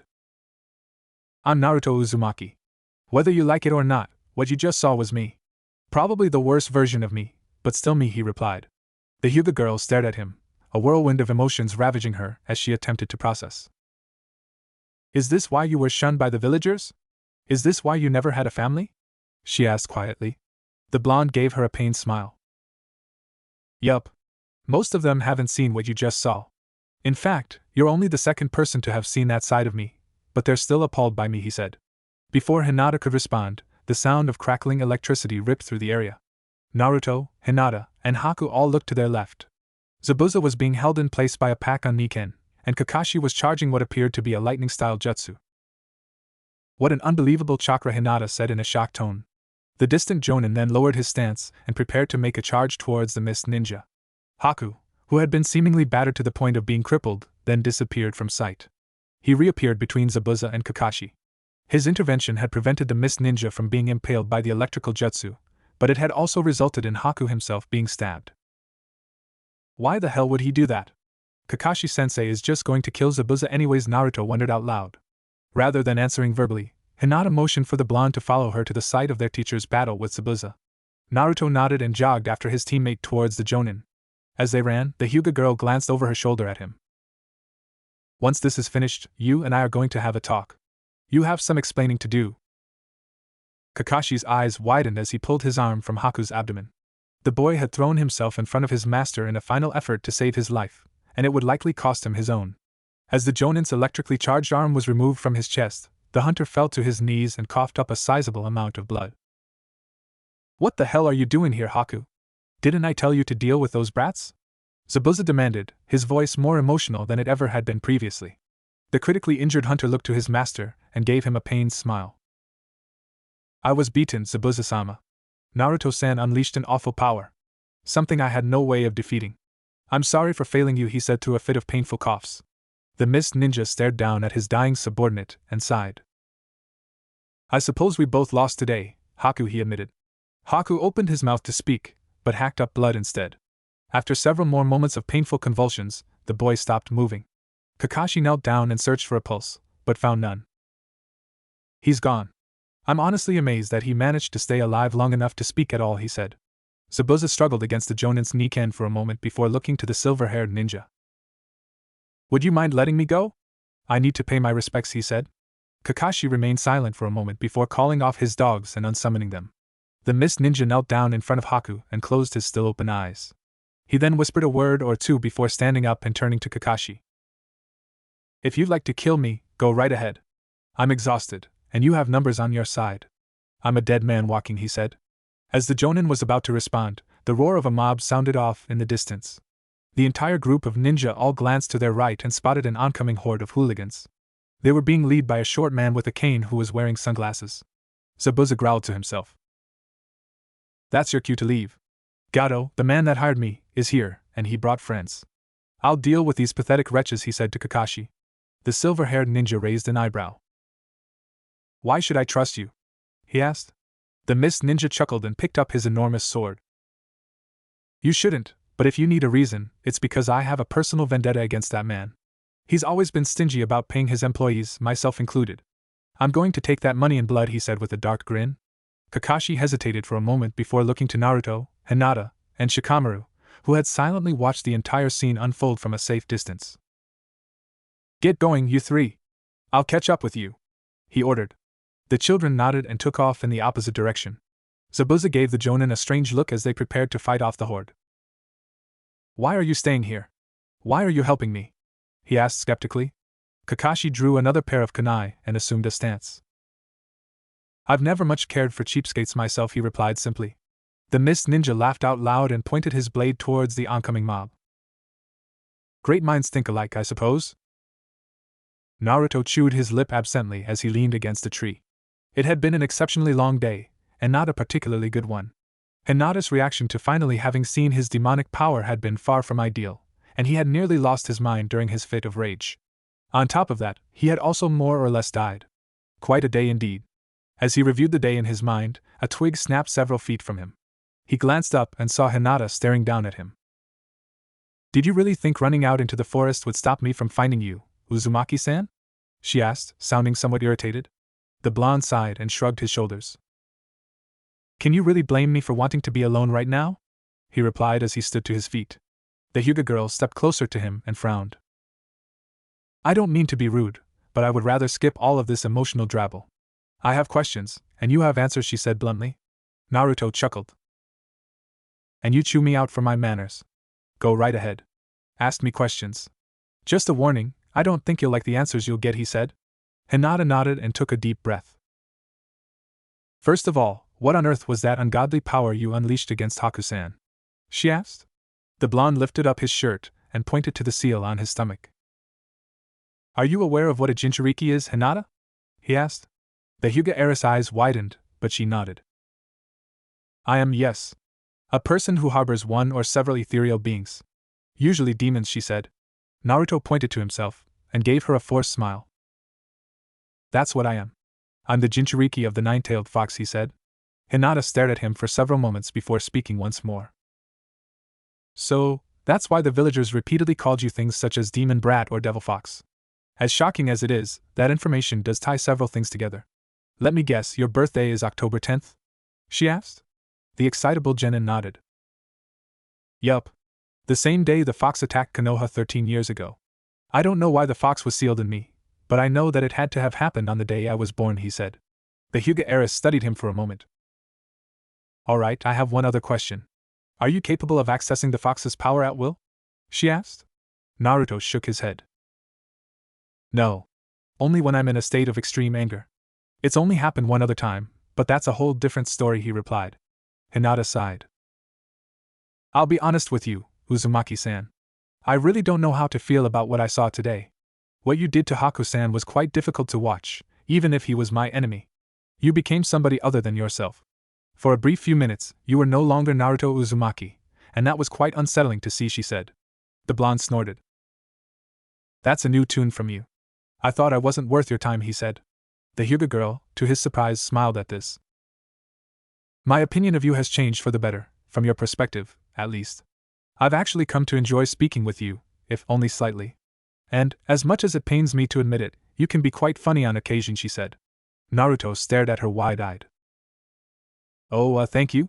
He stuttered, not knowing how to react to the sudden surge of positive reinforcement from his usually icy teammate. The Hyuga heiress chuckled at his reaction. My. I didn't know it was possible to put you at a loss for words. Perhaps I should be nicer to you from now on. It would certainly save me some headaches, she said humorously. After several moments of silence, Hinata turned to leave. She walked a few steps before turning around again and making her way to Naruto. To the blonde's shock, she pulled him into a tight embrace, positioning her mouth by his ear. Thank you for saving my life. You showed me the ultimate form of mercy when I didn't deserve it. I'll repay you for that someday, I promise, she whispered. Naruto opened his mouth to respond, but was hushed by the Hyuga girl.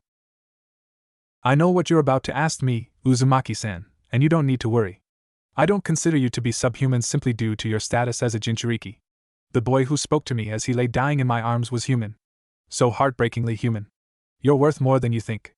All you need to do is believe it yourself, she said. She then separated herself from him and smiled. Oh, and thank you for calling me pretty, she said, obviously pleased by the compliment. She then turned around and began to walk back towards Tazuna's house. Before she could fully leave the blonde's line of sight, he called out to her.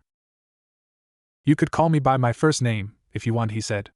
Hinata glanced over her shoulder and smiled almost imperceptibly. "Good night, Naruto-san." Naruto yawned as he sat up in bed. It was morning, and he had not been required to wake up early for the first time in quite a while. He and the rest of Team 7 had arrived home from their mission in the Land of Waves the previous night. They had received their compensation, which had been increased substantially due to the A-ranked nature of the originally C-ranked assignment. After the pay had been administered, all 4 members had rushed home. They had all been completely and utterly exhausted by the experience, and they had desperately needed rest. "At least Kakashi-sensei gave us the day off. I think it was more for himself than us," honestly the blonde thought to himself as he climbed out of bed and headed into his modest kitchen. He mindlessly placed a cup of instant ramen into his microwave and sat down at his dining table to wait. As he sat in impatient silence, his mind wandered back to the Land of Waves. The mission had been a success overall, with Tazuna being safely returned to his home country without injury, building blueprints in hand. Zabuza Momochi had apparently survived the ordeal as well according to Kakashi. Apparently, the Mist Ninja had bolted once he and the Jonin had mowed through Gato's men. Not overly shocking, but still somewhat surprising to the Jinchuriki. The blonde's thoughts then traveled back to his and Hinata's battle against Haku, in which he had been put into a near-fatal coma for several minutes. The sensation of being so close to the doors of death was strangely unsettling to Naruto despite his relative misery. "Well, I guess that puts a nail in that coffin," the genin thought to himself, an image of a noose finally being pushed from his mind entirely. The other major occurrence within the battle with the hunter was Hinata and Shikamaru's first sighting of the Jinchuriki's demonic chakra. Their reactions had been quite unconventional. Shikamaru blew it off and told me his mother was scarier, and Hinata got all touchy-feely for some reason. Not that I mind either reaction. They both made me feel nice, Naruto thought to himself with a smile. As he became more and more lost in his thoughts, he was rudely interrupted by the ringing of his microwave, which had completed its task of heating his ramen. He extracted his breakfast from the heating machine and blew on it several times. He then glanced up at the clock for the first time since awakening. "Only 6:45? I guess I've got an internal clock. I figured it would take more than a week to develop," Naruto thought to himself as he ate his noodles. After several minutes of alternating between eating his food and sipping cold water, a knock came at the Jinchuriki's door. Naruto sighed and stood up from his seat. He made his way to the entrance of his dwelling and opened the door. "Good morning, Naruto-san." Hinata, who was standing at his doorstep. She, unlike Naruto, was already showered and dressed. She looked as well-groomed as always. Polished and pristine at 7 in the morning. Figures, the blonde thought to himself as the Hyuga girl stared at him, patiently waiting for a response from the Jinchuriki. "Morning, Hinata. Not to be rude, but why are you here?" "It's kind of early," the unshowered genin asked skeptically. Hinata pointed to the family crest on the side of her shirt. "My father has requested your presence. I'm here to retrieve you," she explained. Naruto nodded and sighed. He had been expecting such a summoning. "Let me guess, this is about our mission?" he asked. The Hyuga heiress nodded and brushed a lock of hair behind one of her ears. "Most likely.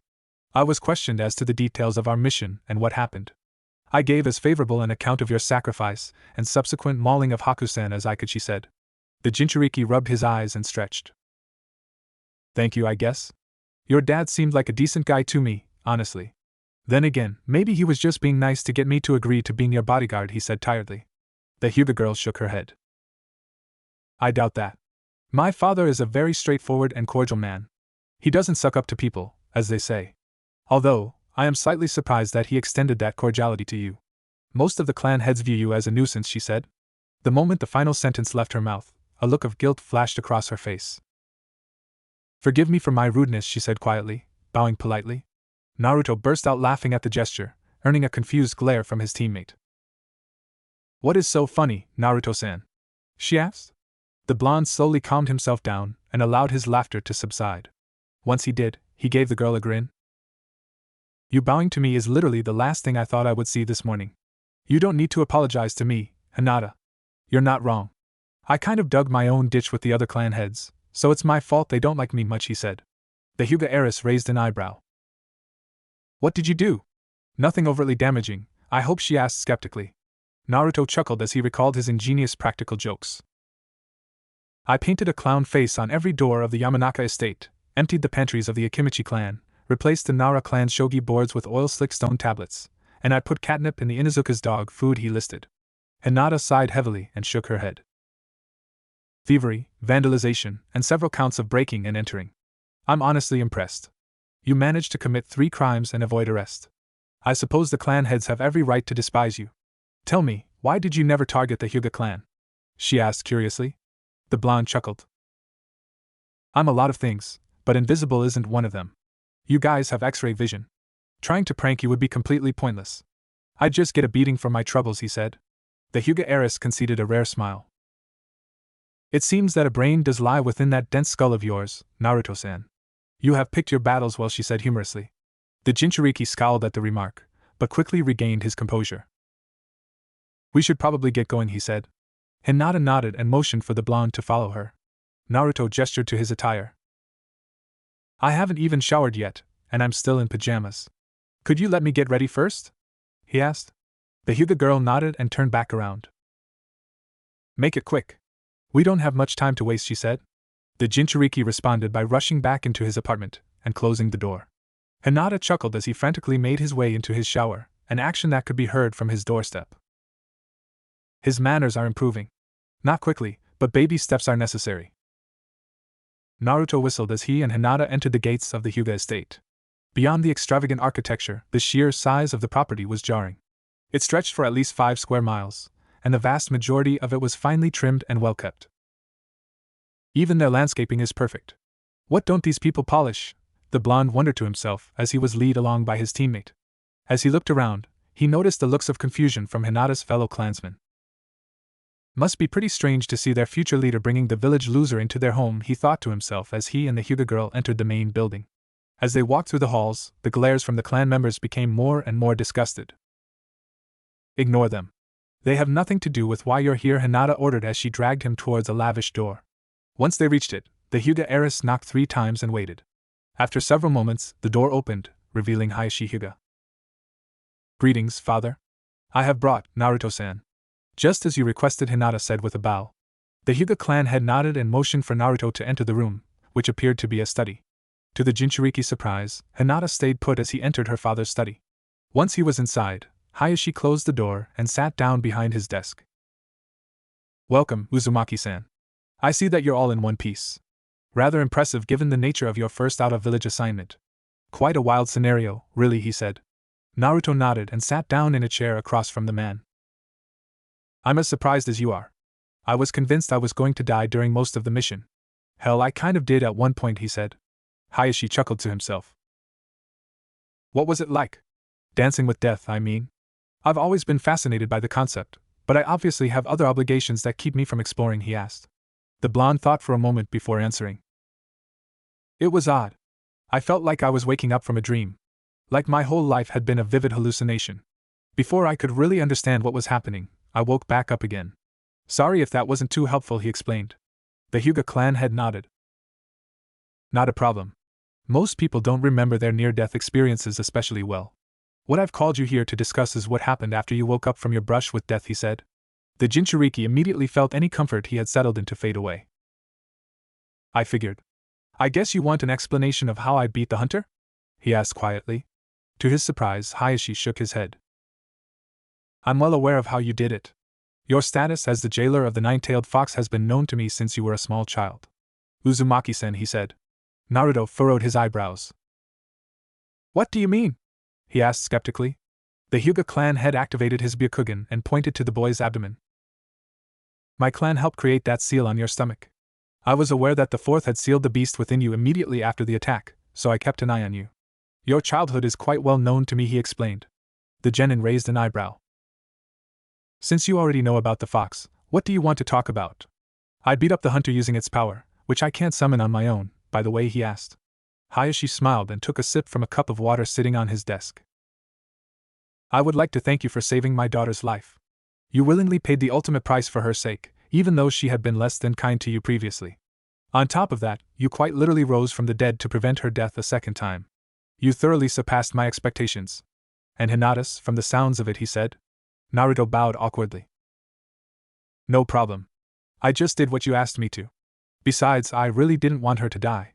She can be a little icy sometimes, scratch that, all the time, but she didn't deserve to die for it. Also, what do you mean when you say I surpassed her expectations? he asked curiously. The Hyuga clan head chuckled. She called you by your first name, Uzumaki-san. In the Hyuga clan, using a person's first name is a sign of great respect and familiarity. She also appeared to be slightly less outwardly disgusted by your presence than she has been previously, he explained. The genin grinned. Only slightly. Not much progress, but still a step forward, he joked. Hayashi chuckled and glanced up at the clock that hung on the left side wall of the study. Earning her approval won't be easy, I can assure you, but I think you'll find that it's well worth the pain, he said. Naruto raised an eyebrow. What's that supposed to mean? He asked. The Hyuga clan had responded by motioning him away with a wave of his hand, a silent order that the blonde immediately followed, exiting the study briskly. Hayashi smiled as he listened to his daughter question the Jinchuriki on the other side of the door. Perhaps I said too much. Oh well. I think my prediction will come to pass. I'm sure of it now. For the last time, I was polite and proper. How many times do I have to tell you that? Naruto groaned. Hinata, who had been bombarding the Jinchuriki with questions for the past 5 minutes, sighed and rubbed her temples. I'm simply making sure. Any insolence on your end could cost me dinner. I would rather not go hungry, Naruto-san, she said. The blonde frowned and poked her in the stomach, eliciting an uncharacteristic squeak from the Hyuga heiress. Are you sure you aren't starving already? You have no fat on you, he said. Hinata turned bright red and scowled at the floor. I diet in order to keep my weight low. Mobility is the core of my taijutsu, so I must be lightweight and flexible, she explained, obviously embarrassed to reveal such information. Naruto frowned at this. You should still eat. Come with me. You're going to eat some ramen, he said. The Hyuga girl turned her glare from the floor to the Jinchuriki.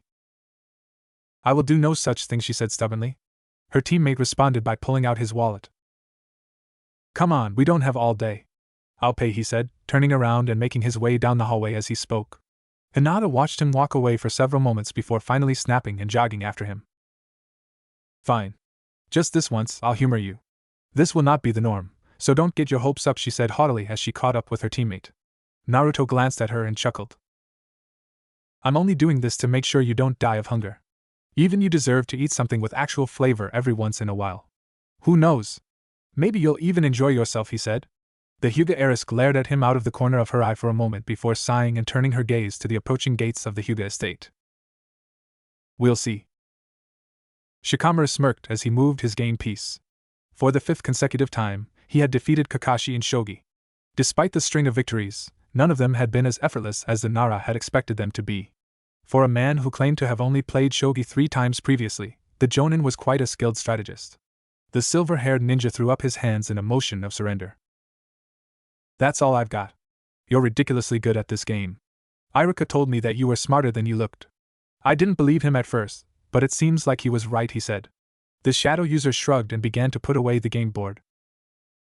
I'm just more practiced than you are. For a guy who apparently never plays, you made that tough as hell for me, he said as he gathered the pieces and dumped them into a small bag. He then folded up the board itself and tucked it away in his carry case. After several moments of silence, Kakashi motioned to the window of the cafe they were sitting in, prompting Shikamaru to look through the glass. That's surprising.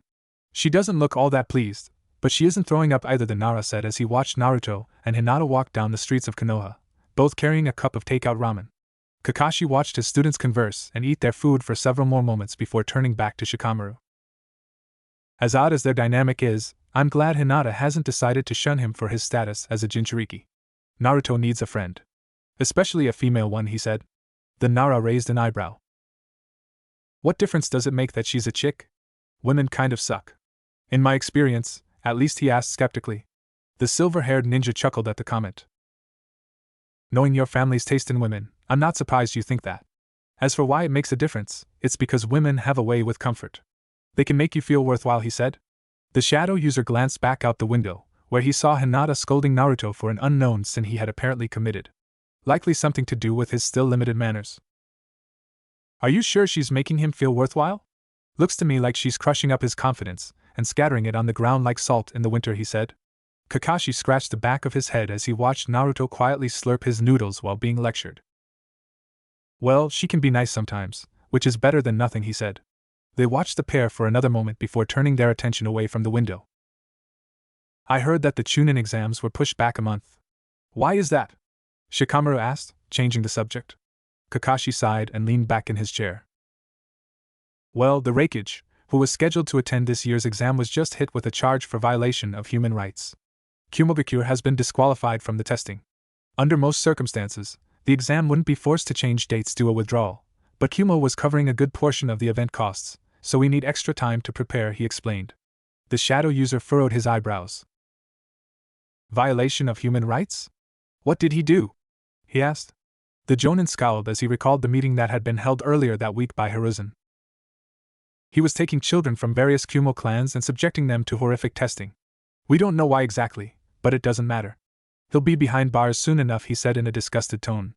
Shikamaru shuddered. What kind of sicko would do that? To a bunch of kids? Demented asshole, he muttered. Kakashi nodded in agreement. Speaking of the exams, I've been thinking about putting in a recommendation for you three. Given that you have an extra month to prepare now, I don't think it would be a terrible idea, he said. The lazy genin thought for a moment. Not a terrible idea, but I kind of doubt that any of us can really compete with any of the more experienced genin. Especially me, he said. The Jonin shook his head. I disagree. Hinata would almost certainly tool quite a few of the other genin, and if Naruto were to awaken the power he used against Haku, he would maul most Chunin. You're probably capable of finding a way around a good portion of the others too. I like Team 7's chances, he said. Shikamaru shrugged and stood up from his chair. Your guess is as good as mine, I guess. I'm going home for the day. I'll see you around, he said, walking out of the cafe as he spoke. Kakashi watched his student leave and ordered himself a cup of tea. I've got myself a weird group of kids. A Jinchuriki, a clan heiress, and the sharpest procrastinator I've ever met. Not a bad team at all. Hinata silently weaved around another corner, as she quietly trailed Naruto through the streets of Konoha. It was night, and the sky was pitch dark. For the second time, the Hyuga heiress had decided to follow her teammate home. After begrudgingly accompanying the blonde to an early lunch, Hinata had split from him and completed her predetermined list of chores. From cleaning the kitchen to completing basic taijutsu drills, she had kept herself busy for most of the day. As generally productive as the day had been, it had also been quite dull and mundane, with very little interesting happening. Even Naruto's conversation with her father had not been particularly eventful according to either participant. What does it say about me that I honestly prefer days on which I have missions? Hinata wondered to herself as she watched Naruto slowly trek along. Her reasoning for more or less stalking her teammate was much less clearly defined this time around than it had been the first time. The Hyuga girl had simply felt compelled to follow him when she had spotted him walking past the gates of her home at sunset. I feel so creepy. Why am I doing this? This is no more exciting than any else I did today, Hinata thought to herself. Then, as if in scorn of her view of the walk as being boring, something interesting happened. Naruto stopped walking, seemingly noticing something to his left. Out of curiosity, Hinata quietly glanced left as well, spotting a small group of men approaching. They all appeared to be a bit on the old side, with the youngest-looking man appearing to be no less aged than 40 years. They slowly made their way to the blonde, stopping roughly 10 feet from him. Naruto then began to converse with the men. He seemed to be somewhat familiar with them, as he appeared to be unsurprised by their arrival.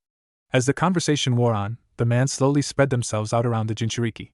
It was then that the Hyuga heiress noticed an empty sake bottle in the hand of one of the men. Her blood ran cold as Naruto was slowly boxed in. The blonde appeared to sigh to himself as his unwanted company closed in on him more and more. What is he doing? Why isn't he moving? Hinata thought frantically. One of them men then attempted to snatch Naruto's wallet from his right hand, a movement the Jinchuriki easily saw coming and adjusted his positioning to defuse. He was then grabbed from behind by another man. Once again, Naruto defended himself, shucking the villager from his back and backing up.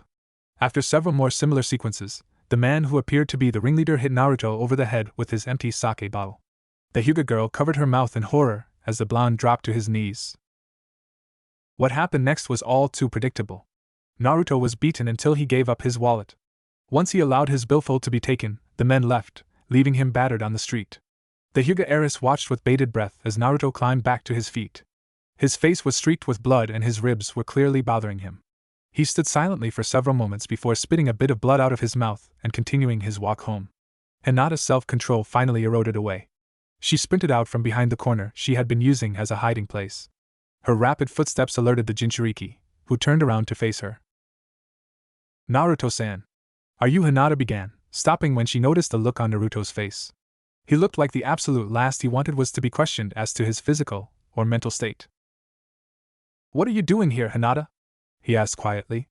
The Hyuga heiress struggled for an answer for several moments before the blonde sighed heavily. You followed me again, didn't you?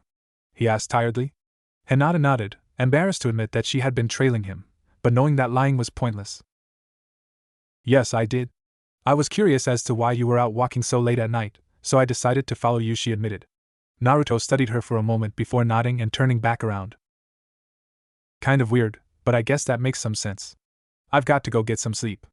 I'll see you tomorrow, Hinata, he said, waving goodbye as he walked away. Surprising even herself, the Hyuga girl rushed after him and spun him around by his shoulders. Why didn't you fight back? I know for a fact that you could have easily disarmed those men and gone about your night. Why would you willingly take a beating? She demanded, a mix of begrudging concern and genuine frustration permeating her voice. The blonde sighed. Isn't it obvious? If I even touch these people, I'll end up in jail. Even if the Hokage likes me, the council doesn't, and they would do everything they could to make sure I suffered, he said. Hinata tightened her grip on his shoulders. It sounds to me like you're giving up. Are you just going to be their doormat for the rest of your life? She asked. In a rare moment of anger, Naruto seized her wrists and removed her hands from his shoulders. You don't get it. I don't get the benefit of the doubt. I have to be submissive. I can't afford to fight back any more than I have to. I'd be dead by now if I did. I have no witnesses, no family to back me up, and no money to buy any of those things, he snapped, pain and frustration visible in his eyes. The Hyuga girl flinched at his tone and the close proximity of their faces. Just because I told you a little bit about what happens to me doesn't mean you have the right to judge me or my decisions. What you just saw isn't all that bad, honestly. A cut and some bruised ribs are pretty tame. Go home, Hinata. I'd rather not have you seeing me all beat up anyways, he said. Hinata, to his surprise, refused to move. No, I won't. You're going to explain all of this to me. Where, when, and how often this kind of thing happens. I can help you, she said. Naruto snorted. Let me ask you this then. If you're so concerned, why didn't you even try to help me while they were beating me up? Why did you just watch? He asked. The Hyuga heiress felt her stomach drop. I don't want your pity, Hinata. If you're just going to watch me suffer and then tell me how much it sucks for you to see, then leave me the hell alone. I'm trying really hard to be a good teammate for you. I'm even trying to be your friend, but you're making it so hard, the blonde said, his voice weakening at the final words. He lowered his eyes to the ground and balled his hands into fists. I froze. I wanted to help you. I really did. I followed you because I was worried. I've been thinking about what you said in the Wave Country. That you had been beaten by the villagers. I wanted to make sure it didn't happen again. I failed you, and I failed myself. I'm sorry, Naruto-san. I really am, Hinata said shakily. The Jinchuriki sighed heavily. You didn't fail anybody. Calm down. I've gotta say, it's a little strange that you're so open about being worried about me when you treat me like shit during the day. It's not as bad as it was, but you're still anything but nice, he said. Hinata pursed her lips. I'm not very good at being nice to people, she said quietly. To her surprise, Naruto put a hand on her shoulder. I can tell. We all have problems. I suck at being polite, and you suck at being nice. How about this? I'll try to teach you how to actually be nice to people, and you teach me how to be polite. Agree to that, and I'll forget about this whole thing. Deal? He said. The Hyuga heiress stared at him for several moments. I suppose that sounds reasonable. Once again, I'm sorry for not helping you. I was shocked, and before she could finish her sentence, Naruto pushed a finger to her lips. I don't want to hear it. Just try to be a bit more sensitive, he said. Hinata nodded and grabbed the blonde by the arm, pulling him along in the opposite direction. What are you doing? My apartment is the other way, the Jinchuriki complained as he was yanked through the street. I'm going to patch you up. That cut on your forehead is deep, and it will likely require stitches. Think of it as my first act of kindness, Hinata replied. Naruto opened his mouth to protest, but shut it again. Thanks, Hinata, he muttered as he was led through the gates of the Hyuga estate. She glanced back at him and smiled slightly. You're welcome. Just a warning, we don't use anesthetic when we put in stitches, she said, sounding far too pleased with the idea of painfully threading his wounds. The Jinchuriki began to sweat nervously. That doesn't sound very nice, Hinata. It's not very polite to refuse your hostess hospitality. Naruto wiped sweat from his brow as he ran along the perimeter of Konoha. Kakashi had sent he and the rest of his team out on what he called an endurance run, which meant that they would be running 8 laps around the village. The running itself was effortless, as stamina was and always had been a strength of the blonde. He had completed 4 laps, and he was well on his way to finishing his 5th. Hinata was roughly half a lap behind him, and Shikamaru was another half lap behind her. The distance between he and the rest of his team inadvertently provided the blonde with several minutes of alone time. As he completed his 5th lap, the Jinchuriki's thoughts wandered back to the previous night. The stitching on his forehead would be a steady reminder of what had transpired until the wound healed entirely. The night had been a long one, with a variety of powerful emotions taking hold of Naruto at different points.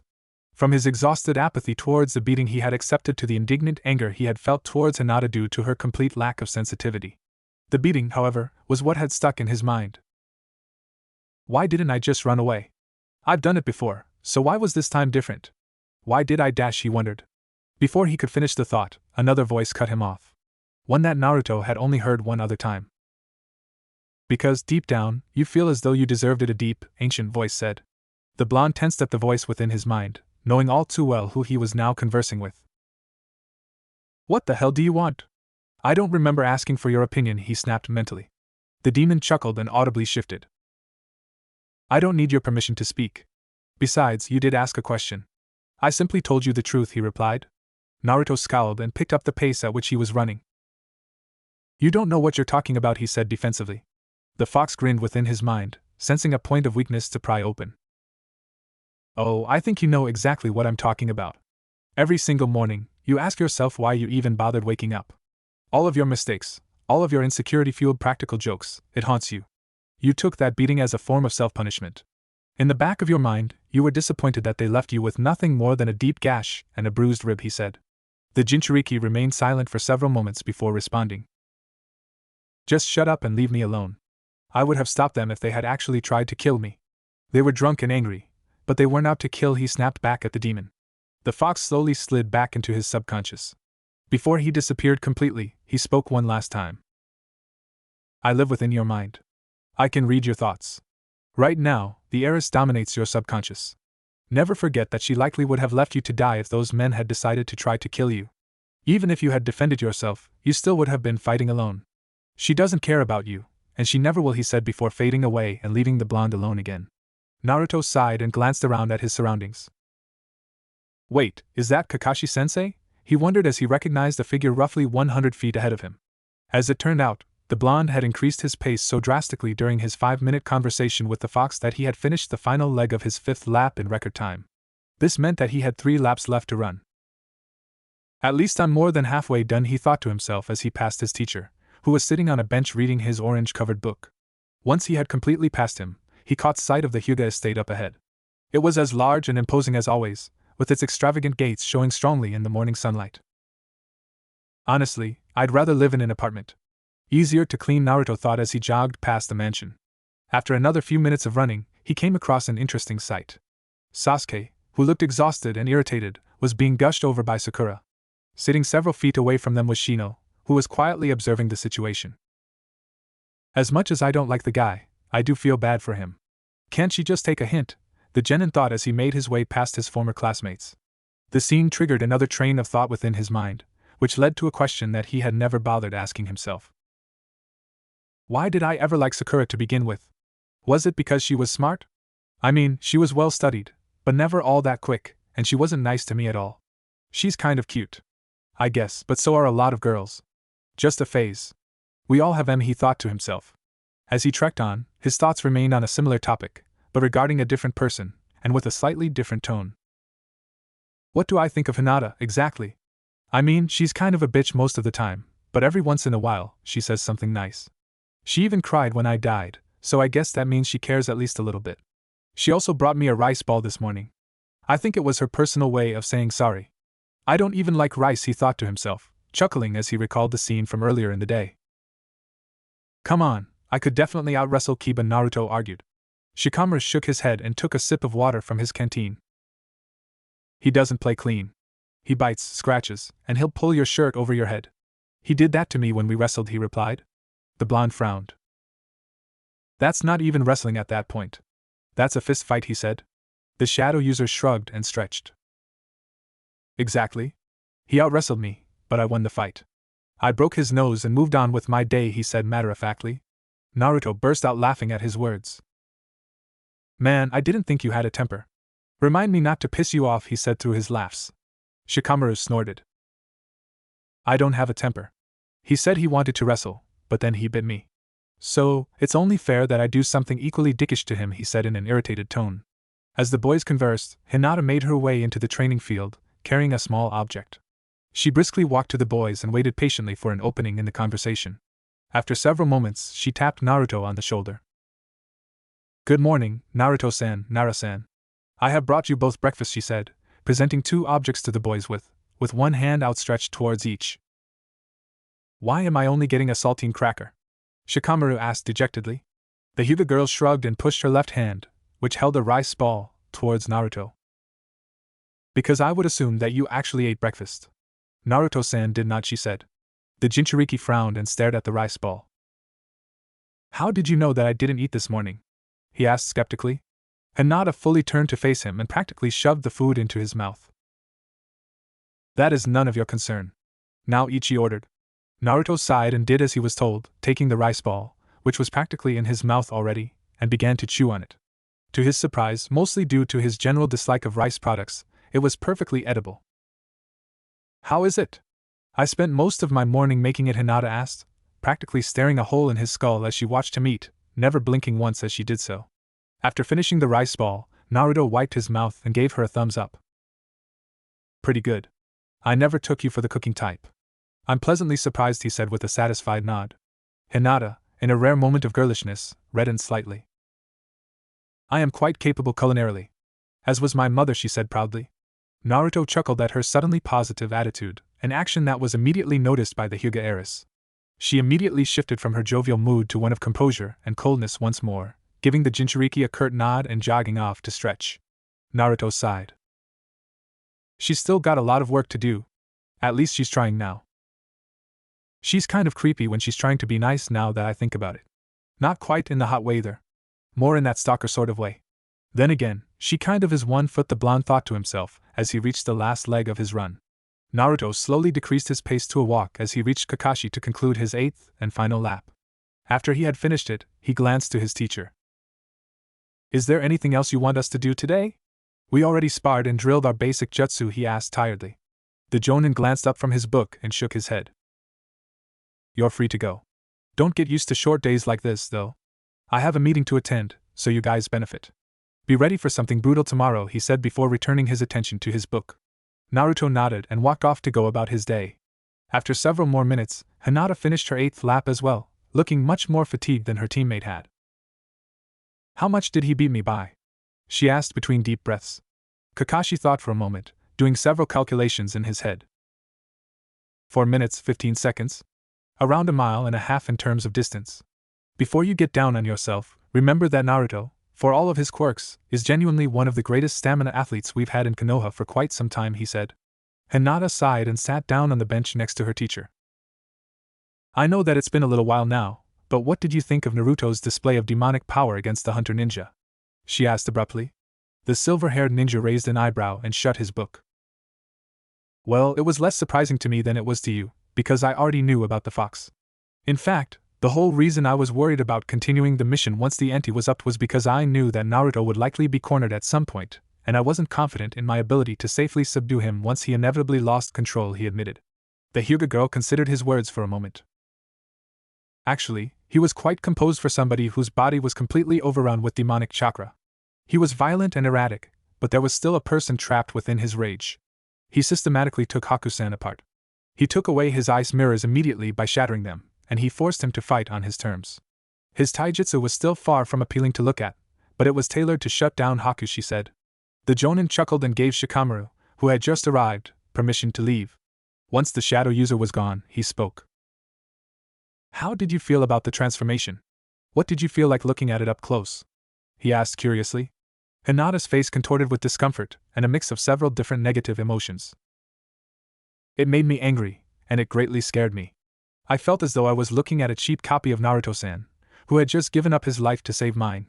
I desperately wanted to wake up from the nightmare that was reality. A boy whom I had treated like trash had gotten himself killed for my sake, and then returned from the dead seemingly fueled by the devil himself. It was a lot to process, she said honestly. Kakashi listened attentively, and smiled underneath his mask. He really appreciated your concern. It was the first thing he said to me once the mission was over. For somebody like him, simple gestures of kind and caring go a long way. You clearly aren't all that good at being pleasant, but if you could try to treat him nicely, it would be greatly beneficial for this team, he said. The Hyuga heiress was immediately reminded of her conversation with the blonde the previous night. I'm already working on it. It may take a while though, she said. The Jonin reopened his book and leaned back on the bench. As long as you're trying, I don't care.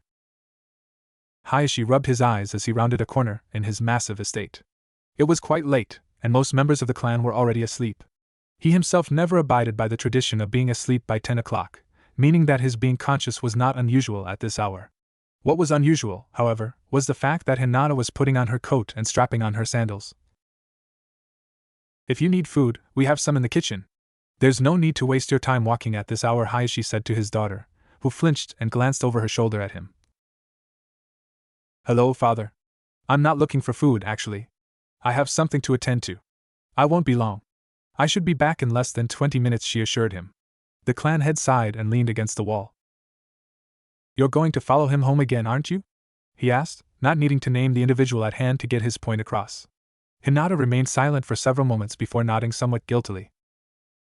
I am, yes. I would like to make absolutely certain that he is not harmed on his way home. And if anybody tries, I'll subdue them, she explained. Hayashi sighed sadly as he recalled the previous night, on which a somewhat frantic Hinata had dragged Naruto, who had been sporting an almost comically large cut on his forehead, into the estate. Before you leave, tell me something. What is it you hope to accomplish by being inconsistent? If you wish to gain his approval, you must be steady and stable, not an unpredictable whirlwind of arrogance, and seemingly random displays of kindness, he asked. The Hyuga heiress prickled at his question. I never said I wanted his approval. Why on earth would I want the favor of a lowlife like him? She asked, visibly flinching at her own use of the term lowlife. The clan head shook his head and knelt down next to his daughter, who had settled into a seated position against the wall with one sandal on. Listen to yourself. You hurt yourself just by insulting him for the sake of your pride. Beyond that, you never cook for other people, not even me, and yet you woke up at 4 in the morning to make a single rice ball, something you had never attempted to make before, for him. You may not like it, but you desire to be recognized as a one-half of a positive relationship by him, he said. The Hyuga girl groaned and buried her face in her knees. I don't even know why I'm committing so much time and energy to him. Last night was our second most positive conversation, and it still involved an angry outburst from both of us, she said quietly. Hayashi put a hand on her shoulder. I think I may know why. It's because you're kind. Despite the mask you wear, you dislike watching people suffer. Especially those who already have nothing. Compound that with the fact that you still owe him your life on some level, and it makes perfect logical sense that he would dominate your motivations and consume your energy, he said. Hinata, to his surprise, nodded and stood up. She put on her remaining sandal and headed for the door. That makes sense. I think you may be right. Thank you, father, she said before exiting the estate and jogging off towards the gates. The Hyuga clan head watched her leave and smiled to himself. You've touched her, Uzumaki-san. I'm impressed. Your true test, however, will be what you do now that you have her attention. Kakashi grinned as Naruto snapped Hinata's head back with a hard punch. The Jonin had ordered his genin to spar. The method of matchmaking was identical to the first time they had sparred, with each of them fighting both of their teammates once. Unlike before, Hinata was not utterly dominating her fellow genin. Naruto, at least, was putting up an excellent fight. Shikamaru, who was watching alongside his sensei, whistled as the blonde ripped a hard punch into the Hyuga girl's gut. He's really good at punching people in the stomach. He sucks at literally everything else, but it's working for him right now, Shikamaru commented. Just as the words left his mouth, Naruto was struck in the ribs with a palm strike from Hinata, causing him to cough up a bit of blood and back up. He's a natural when it comes to taijutsu. None of it is pretty, but he has a pretty good idea of what he's trying to accomplish and how he's going to do it. Unfortunately, that lack of polish is costing him big time right now, the silver-haired ninja replied as Naruto was buckled by a kick to the left side of his head. What happened next was a shock to the entirety of Team 7. As the Hyuga girl stepped forward to finish the match, Naruto clobbered her with a hooking punch to the left side of her jaw, taking her legs away momentarily and dropping her to her rear end for a split second. Damn. He sat her down, Shikamaru said, his mouth wide open. Despite the knockdown, Hinata popped back to her feet instantly and attacked with renewed aggression, knocking Naruto to his back with twice as much force. Kakashi immediately rushed to the space between his students. That's enough. Well done, you two. Much better performance than last time, Naruto, he said with an approving nod. To his surprise, Hinata stepped forward and offered a hand to her fallen teammate. The blonde furrowed his eyebrows skeptically, but took the hand and stood to his feet. You actually listened to my advice. You used your left hand, the Hyuga girl said. Naruto scratched the back of his head and grinned. Well, it was all I could hit you with, so I kind of had to. You still served me up, though. You hit hard for such a small girl, he said jovially. Hinata immediately prickled at his words. I'm no smaller than you are. In fact, I may be an inch taller than you, she countered defensively. The Jinchuriki shrugged and dusted himself off. Sure, but I'll bet I'm heavier. How much do you weigh? He asked. Hinata's face flushed red with embarrassment. She shook her head rapidly. I'm not telling you that. You should never ask a lady her weight, she snapped indignantly. Naruto frowned. Why? I mean, it's not like your number would be all that embarrassing. You're in good shape, he said. The Hyuga heiress rubbed her temples and attempted to drain the redness from her face to no avail. It's still rude. There are some questions that you don't ask. Haven't we already talked about this? She asked tiredly. Naruto shook his head. Nope. The only thing you've talked to me about is actually using my chopsticks when I'm eating ramen. Decent advice, but nothing to do with body weight, he said. Hinata sighed. Just don't ask again, okay? Let this be your lesson in etiquette for the day, she said. Naruto nodded and began to walk past the girl to join Kakashi in watching the oncoming match between Shikamaru and Hinata. Before he could pass her completely, the Hyuga girl reached out and seized him by the collar of his shirt, pulling him closer to her. 90 pounds, she whispered before releasing him and turning to face Shikamaru. Her face was still bright red, all the way from the point of her nose to the tips of her ears. Naruto raised an eyebrow, but resumed walking, reaching Kakashi after a moment. What was all that about? The Jonin asked curiously. The Jinchuriki shook his head and winced as Hinata planted her shin across the right side of Shikamaru's ribs. It's a long story that I don't really feel like telling right now. I'll explain it some other day, he said. The silver-haired ninja chuckled. Either way, you had her hot and bothered at the end there. Not sure how you did it, but I'm impressed, he said with a thumbs up. Naruto snorted. No, she was pissed. Anger is her default emotion. Well, that and insensitivity, he said. Kakashi frowned at his words. I don't think I would class insensitivity as an emotion. It's more like a personality trait, he said. The blonde gave his teacher a tired look as Hinata effortlessly evaded Shikamaru's strikes. Is that really any better? He asked. Kakashi thought for a moment before shaking his head and pulling out his orange-covered book. Not really, but you asking how much she weighed was exactly sensitive either, you know, he pointed out. Naruto shrugged. At least I had a reason to ask the question, he said. The Jonin smiled under his mask at the comment. And she actually answered you too. Not sure why, though, he said humorously. The pair then lapsed into silence as Shikamaru was slowly pummeled. After a few minutes, Kakashi decided that he had seen enough, despite the shadow user having remained vertical the entire match. That's enough, you two. Hinata is the winner, he called out to his students. They immediately ceased fighting and jogged their way over to Naruto and Kakashi. As you all know, the Chunin exams are in a little more than 3 weeks. I'm planning on entering all 3 of you. Last year's exams were some of the most violent in recent memory, with Sunigakure utterly dominating the competition. Fortunately or unfortunately, depending on how competitive you are, they're going to be competing again this year. As such, I want you all to be well prepared.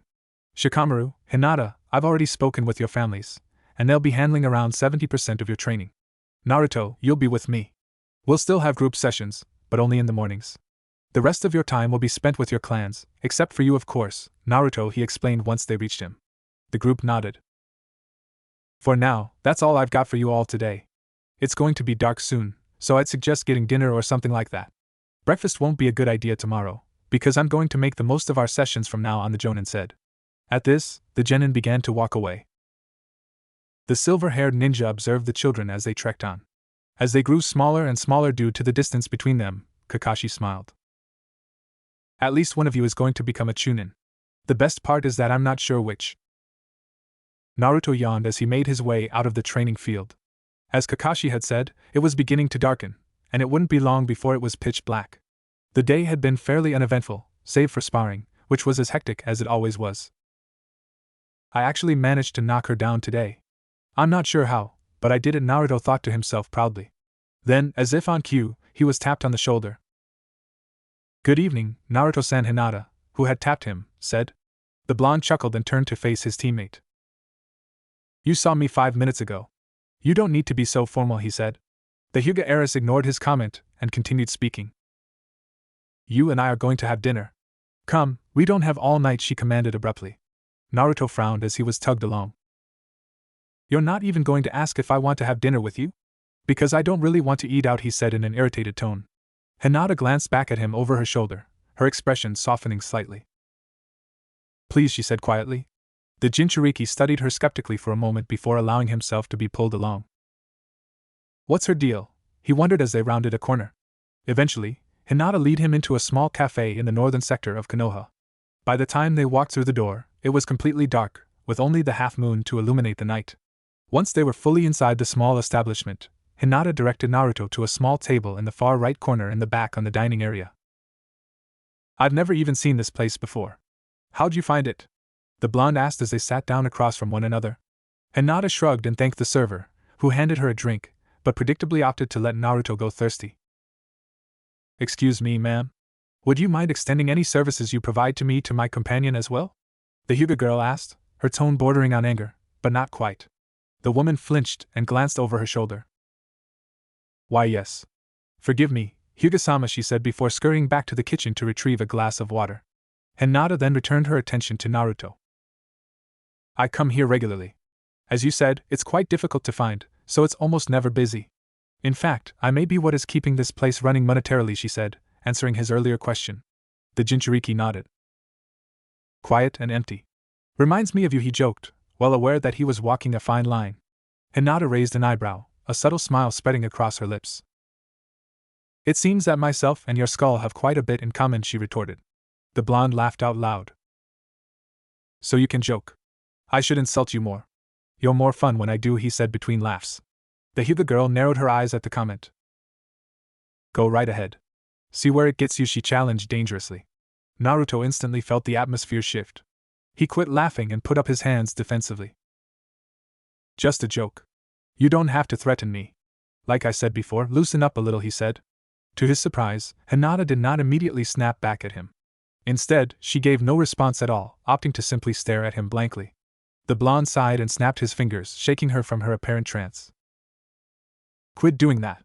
You scold me for being rude, but last time I checked, staring at people isn't exactly polite, he said.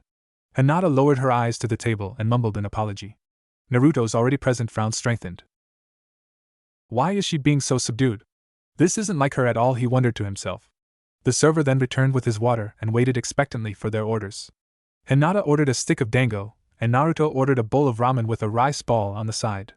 Once the server left, Hinata finally spoke audibly. What are your thoughts regarding the Chunin exams? Do you believe that our team is ready? She asked. The Jinchuriki thought for a moment before answering. I think we'll do fine.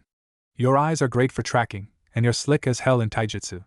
Shikamaru can think his way out of just about anything, and I'm apparently immortal. I like our chances, he replied. The Hyuga girl nodded and took a sip of her water. I believe the survival portion will be effortless. Our cell is well-rounded and offensively capable. We shouldn't struggle all that much with finding ways around whatever they send our way. What concerns me, however, is the one-on-one combat that we will be required to participate in. I mean no offense to you, but there are two people that I don't think you're capable of beating as you are, she said. Naruto raised an eyebrow. Who would these people be? He asked curiously. Hinata pursed her lips and pointed to the Hyuga crest on her sleeve. One of them is my cousin, a member of the branch family, Niji Hyuga. He, alongside myself, is the most talented child of my family's current generation. The second is likely Sasuke Uchiha, but I have my doubts about that after today, she said. The blonde nodded. What gives you doubts about Sasuke? Not that I disagree with you, because I don't, he asked. The Hyuga girl turned her head and showed him the right side of her jaw, which was bruised. You have a natural talent for taijutsu. As blessed a punch as it may have been, you still knocked me down. A feat only accomplished by my father before today, she said. Before Naruto could respond, the server returned with their food. The pair decided to put their conversation on hold to eat a few bites of their meal. Elbows off the table, Naruto-san, the heiress ordered. The Jinchuriki grumbled, but did as he was told. After a minute or two of eating, Naruto spoke again. I'm pretty confident I can beat Sasuke. He was always stronger than me by a little bit in the academy, As much as I hate to admit it, but I think I've grown enough to take him down. I don't know enough about Niji to say whether or not I think I would have a chance, he said. Hinata lightly chewed her dango and studied her teammate. If I may say so, I believe that the version of you that fought against Haku-san post-revival would chew up and spit out any of our fellow genin without any trouble at all, she said. Naruto shook his head. You're probably right, but I won't be using the fox's power if I can help it. I don't want to maim anybody, he said. The Hyuga girl chuckled. I still find it absolutely incredible, Naruto-san. What you did in the Land of Waves, I mean. You committed voluntary, enemy-assisted suicide, died, and then rose to batter the man who had killed you. Quite a feat, she said. Naruto shrugged and took a bite of a rice ball on his plate. I was operating on another gear. I don't even remember half of what I did, he admitted. Hinata sighed, seemingly out of relief. The pair went on to discuss several other topics before finishing their food and exiting the restaurant. I enjoyed that more than I thought I would. Thanks, I guess, Naruto said once they were out in the street once more. Hinata nodded and put up the hood of her jacket as a cold wind blew. When she didn't respond verbally, the blonde turned and began to walk. I'm going home. Have a nice night, he said, waving once as he walked. After a moment of peaceful travel, rapid footsteps caught the attention of Naruto, who glanced back over his shoulder. Did you forget something? He asked Hinata, who had jogged to catch up with him. She shook her head and fell into step beside him. No, I'm going to walk you to your apartment, she said. The Jinchuriki opened his mouth to protest, but shut it again when he received a hard glare from the Hyuga girl, who was clearly in no mood to argue. After several minutes of uneventful walking, they reached the stairs that lead to Naruto's dwelling. They ascended them and reached the door, where the blonde turned around to face Hinata. Why were you so bent on walking me home? That's kind of out of character for you, he asked skeptically. The Hyuga girl tensed at the question, turning her gaze to the floor. I was simply being polite. If I'm to teach you how to be cordial and proper, I need to follow my own advice, she said. Naruto shook his head and closed his front door, which he had opened a moment previously. Or was it because you were afraid that I would get mugged again? He asked. Hinata sighed and nodded her head dejectedly. Yes, it was. I know that you don't like the idea of being coddled, but I feel awful about sitting idly by while you were attacked. I wanted to make absolutely certain that you weren't harmed. That you arrived home safe and sound, she admitted quietly. The Jinchuriki smiled. Is that why you dragged me out to get dinner? To give yourself an excuse to walk home with me? He asked. The Hyuga heiress gave a barely detectable nod, her eyes still downcast and her face contorted with guilt. Naruto then surprised both of them by sliding an index finger under her chin and lifting her face. Hey, look at me. You don't have any good reason to feel bad about what you did tonight. I really appreciate it, Hinata. That was really sweet of you, he said reassuringly. Hinata stared at him wide-eyed. She had never trekked onto such personal grounds with another living person before, and it was showing.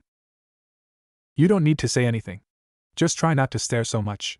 It's kinda weird, the blonde said with a chuckle. He then released his gentle grip on her chin and opened his door to enter his apartment. Before he closed the door, he glanced over his shoulder one last time. By the way, your rice ball was a hell of a lot better than that cafe's, he said before closing the door and slipping inside. Hinata's cheeks and ears gained a pink tint as she watched the door. After a moment, she smiled and folded her hands over her chest.